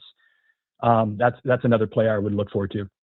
Let's talk about your article this week. And you thought of you labeled. I thought it was pretty interesting. I mean, we've done the math already before, and we've talked about a couple other things, but you had it about Warren Buffett participating in your fantasy draft. A little bit of a imagine this situation, and you compare fantasy football drafting to investing like Warren Buffett. What made you think that, Buffett's philosophy was the right lens for a fantasy draft? Can you explain a little bit further about, maybe the value or the stock that Warren Buffett might see? Yeah, definitely. First off, just the idea of Warren Buffett sitting in one of my fantasy drafts just kind of gave me the chuckles all week, and I just couldn't kind of get that idea out of my head. But he's famously, one of his principles has always been, separating price and value and taking advantage of the situation where the market doesn't necessarily see it the same way. And so if that's not a 1-for-1 transfer to fantasy sports and fantasy football in particular, I don't know what is. So it's all about, especially in today's world where everything's online, everything's on the internet.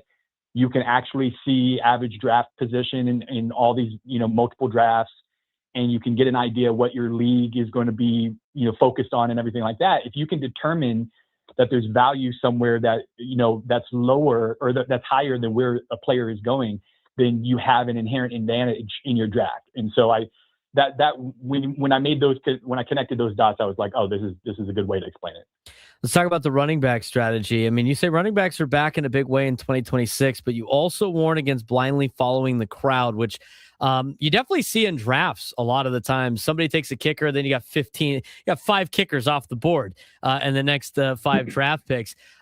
Is the biggest danger this year that everyone knows running backs are valuable? Or is this a year where you could probably maybe wait a little bit longer on a running back? Well, I mean, that's kind of the $60,000 question. Also, that's something Buffett would definitely never do. That's one thing I thought about. He would not respond to a run, so like the idea, he would be like, okay, well, that's creating value somewhere else. I think the idea that the running game is starting to kind of have a comeback in the NFL. Past offenses have been more inefficient the last couple of seasons. The defenses with the shell cover 2 and everything like that. They're taking away some of the deep game, and the offense hasn't necessarily caught up. But the way they responded is kind of like the way Sean McVay has gone. They've added tight ends to the fray, and they're running the ball more, and they're focused on getting ahead that way. I think what that's going to cause is obviously those top tier running backs are going to be valued. But if you don't pick high enough to get a Bijan Robinson or Jahmyr Gibbs or even a Jonathan Taylor or James Cook or CMC, if you're not risk averse, then it wouldn't make sense for you to just take like a second tier, third tier running back as your main build around and then attack receivers. It might make more sense to go the other way and still kind of stay true to the zero running back strategy, which has been really in vogue the last probably half dozen years. And the idea that you load up on top tier receivers and you take advantage of the depth at that position, and then you take chances with your running backs, in the mid rounds, in the 6th, 7th, 8th, 9th, 10th round. I see a lot of cheat sheets, Eddie, and we're talking with Eddie Brown, our fantasy football insider, here on the SDCCU fan hotline. It's not Big Bang Banking, it's better. ADP and tiers, that usually is on a lot of different cheat sheets. Obviously, if you want to use a cheat sheet or your own draft board, you're going to have these numbers on there. And you make a distinction between drafting from tiers and simply following a shopping list. How should the average fantasy player actually use tiers during a live draft without overthinking every pick? And a lot of these picks, obviously, you got about a minute to make the said pick. Right. And I think the tier, creating your own tier system, like I don't even necessarily follow the tiers that are there. Like creating your own tier system, I think, is the key to making this entire thing work. It enables you to know, where the drop off is.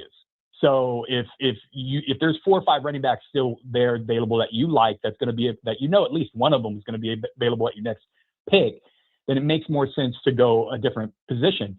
And while your league mates might be looking at that and be like, oh my God, I need a running back. I have to grab a running back here, just because they look at the roster and they're like, oh, it feels incomplete at this point. So I think creating your own tier system is the best way to do this, because trust me, as somebody who is oddly enough, ranks things for a living, especially when it comes to my draft coverage. I don't know how many conversations I get in with people when they're like, when they're disagreeing with me at like, I have a tight end in the draft rated 8 and some other tight end rated 9th. And they're like, there's no way that he's better than 9. I'm just like, I'm not saying that, guys.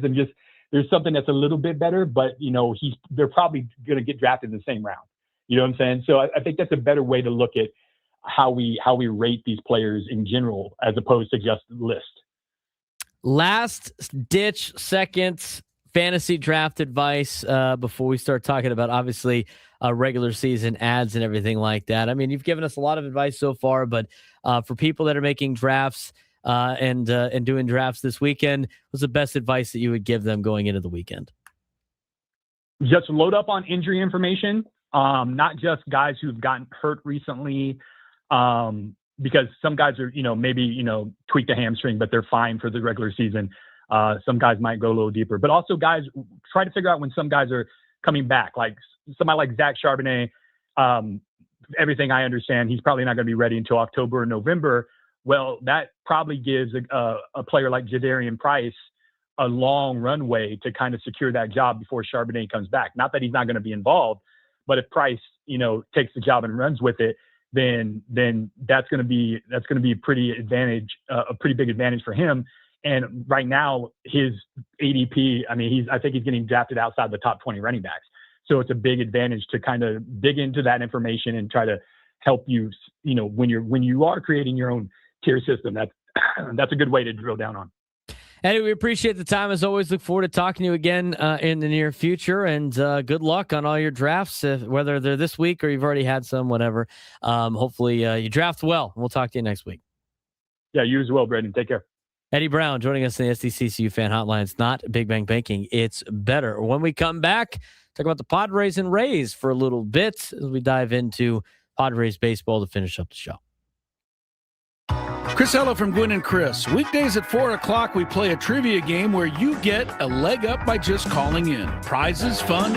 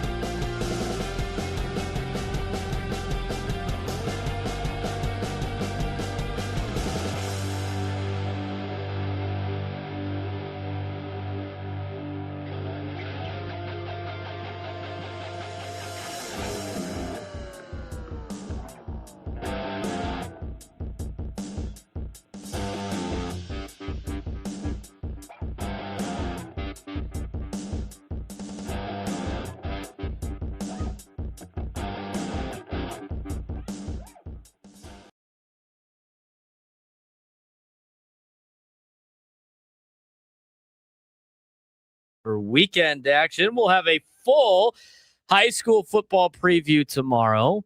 A lot of big games throughout the county.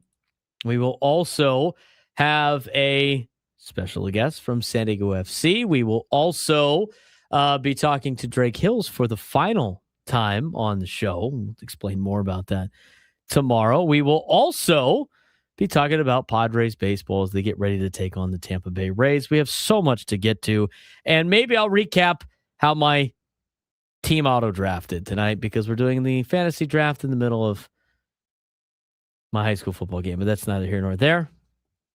I did the big board last night. I got my own thing that they're going to pull from, so hopefully that works. If not, well, we're going to make the most of it. We're going to make the most of it. All right, well, a lot to get to still on the show from a lot of different things that we had talked about that we haven't talked about yet. We got the information from Jeff Passan about the latest proposal from Major League Baseball and another thing that they want to get done. The players don't like anything that the owners throw out there, so I find that to be interesting nonetheless. But we'll talk more about that tomorrow if you want. Padres and where they're at right now. Like, at this point, this Padres team, they asked the question on the roundtable today. I don't know. I thought I was in the. I guess Booney was in the same thing. Should I be more concerned, Frank? I mean, I'm not overly concerned about this team right now. I know they lost 2 out of 3 to the Pirates, but I look at the way the team has been playing. I'm not going to let 2 games against the Bucks in which you probably could have won those games despite how poorly the offensive might have hit yesterday. Or sorry, not yesterday, but the first 2 games against Pittsburgh. I'm not overly upset about this homestand. They went 4-2. I'm not overly concerned about the offense. I think they'll figure it out here in the next couple of weeks or so. I mean, they already put together a better game yesterday than they did the first 2 games. I think they're going to be fine. I really do. I think they match up better against the Arizona Diamondbacks. If you go head to head on that particular situation, I like where they're at. I mean, I'm not concerned, but it seemed like the other panelists were a little bit more concerned. I don't really see much of a reason to be concerned. It looks like I said, it looks like April and May Padres, but without the April or May offensive struggles. And we haven't seen this team become the best offensive team in baseball since the All-Star break. So I think there would be a little bit more credence to the worry and the concern had this offense not turned it around over the last couple of months.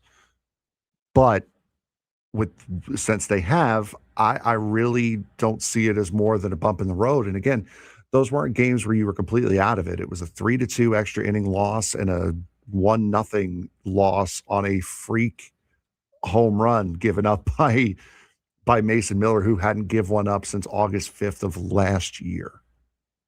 You were in both of those games. So it's not like he got blown out 2 out of 3. I didn't think it was overall concerning. I really didn't. That was one of our main topics. The other main topic, of course, is the Manny Machado situation. We talked about that a lot at the beginning part of the show, but he needs a day off. I'm going to tell you right now, he ain't going to take 2 days off in a row.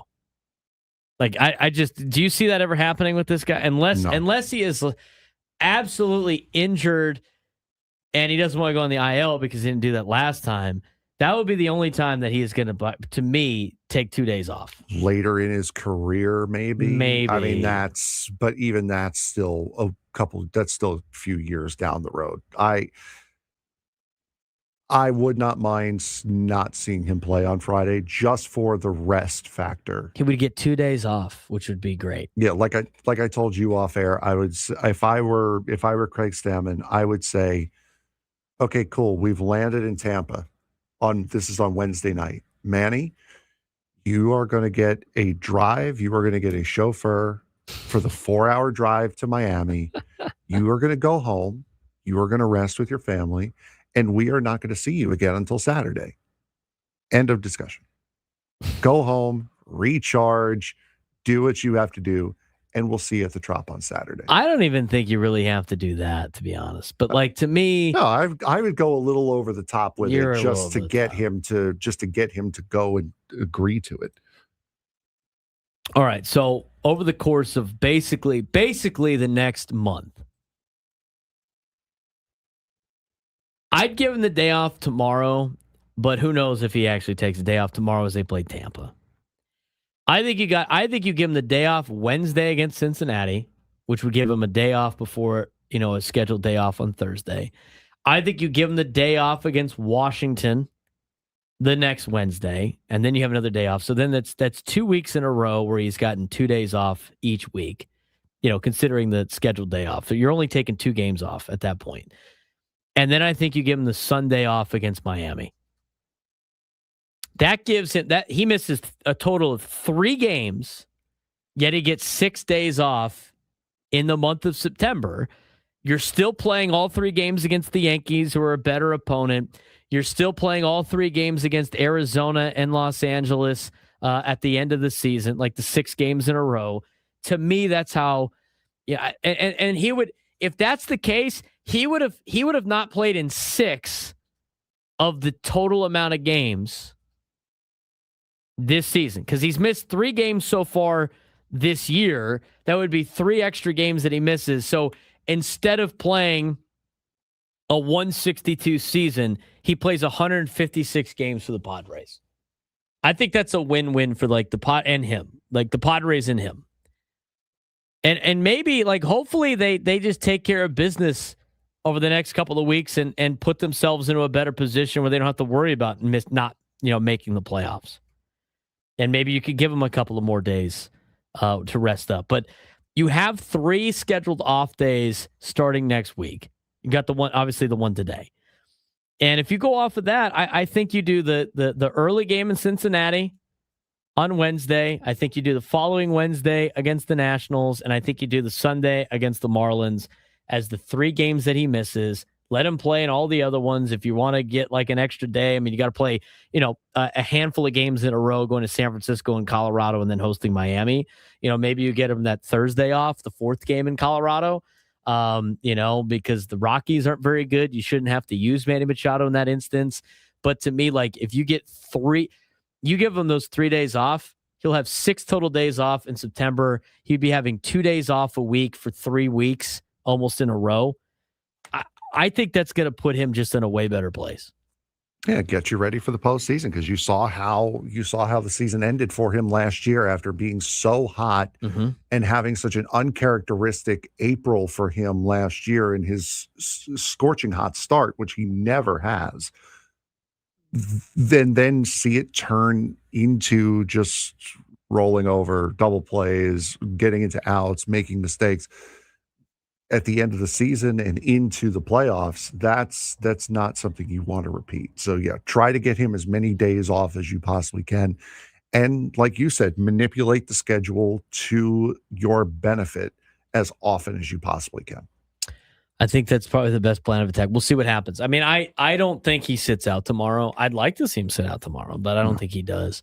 The last thing was Randy Vásquez and Yuki Matsui, you got to give them their flowers for the way that they have pitched. 100%. Randy Vásquez more recently. Yuki Matsui's put together a phenomenal year, and he's got an opt-out if he wants it at the end of the year. I mean, that was something that you didn't think would be in play going into the season, or even at even in the beginning of the season when he was doing well after he started off on the injured list or whatever it was. I would say like he probably is more leaning towards maybe opting out of that deal, but they paid him to be like a back end high leverage reliever, and kind of like a cheaper closer on the market. Maybe he does stay because he's not going to get like that on the open market, but he has definitely pitched his way to make that now a conversation to be had. Yeah, I mean, and this is kind of what you expected to get out of him when you signed him to be that closer. This is a backup plan to Robert Suarez. This is before you really realized how impactful Adrian Morejon was going to be at the back end of the bullpen and in high leverage situations, and certainly before Mason Miller was even a discussion. But Yeah, Yuki Matsui has been absolutely fantastic this year. And credit where credit's due. He has turned it around. He looks like he's finally gotten acclimatized to the game here in the U.S. and he is flourishing right now. Acclimated. I think it's an interesting question for him. Whether or not he wants to opt out. He's got good money though. Like how much more is he going to get? I mean, he's costing you 5.6 towards the AAV, but he's getting 5.7 this year, 6.5 next year. Oh, by the way, he's got a $7 million player option for 2028. That's kind of hard to opt out of. That might also be one of those things where you're looking for teams, if there is a salary cap and floor, might overpay to get someone like him to become compliant with the floor. Possible. That'll do it for us. Quinn and Chris coming up next, live from Vegas. We'll talk to you guys tomorrow.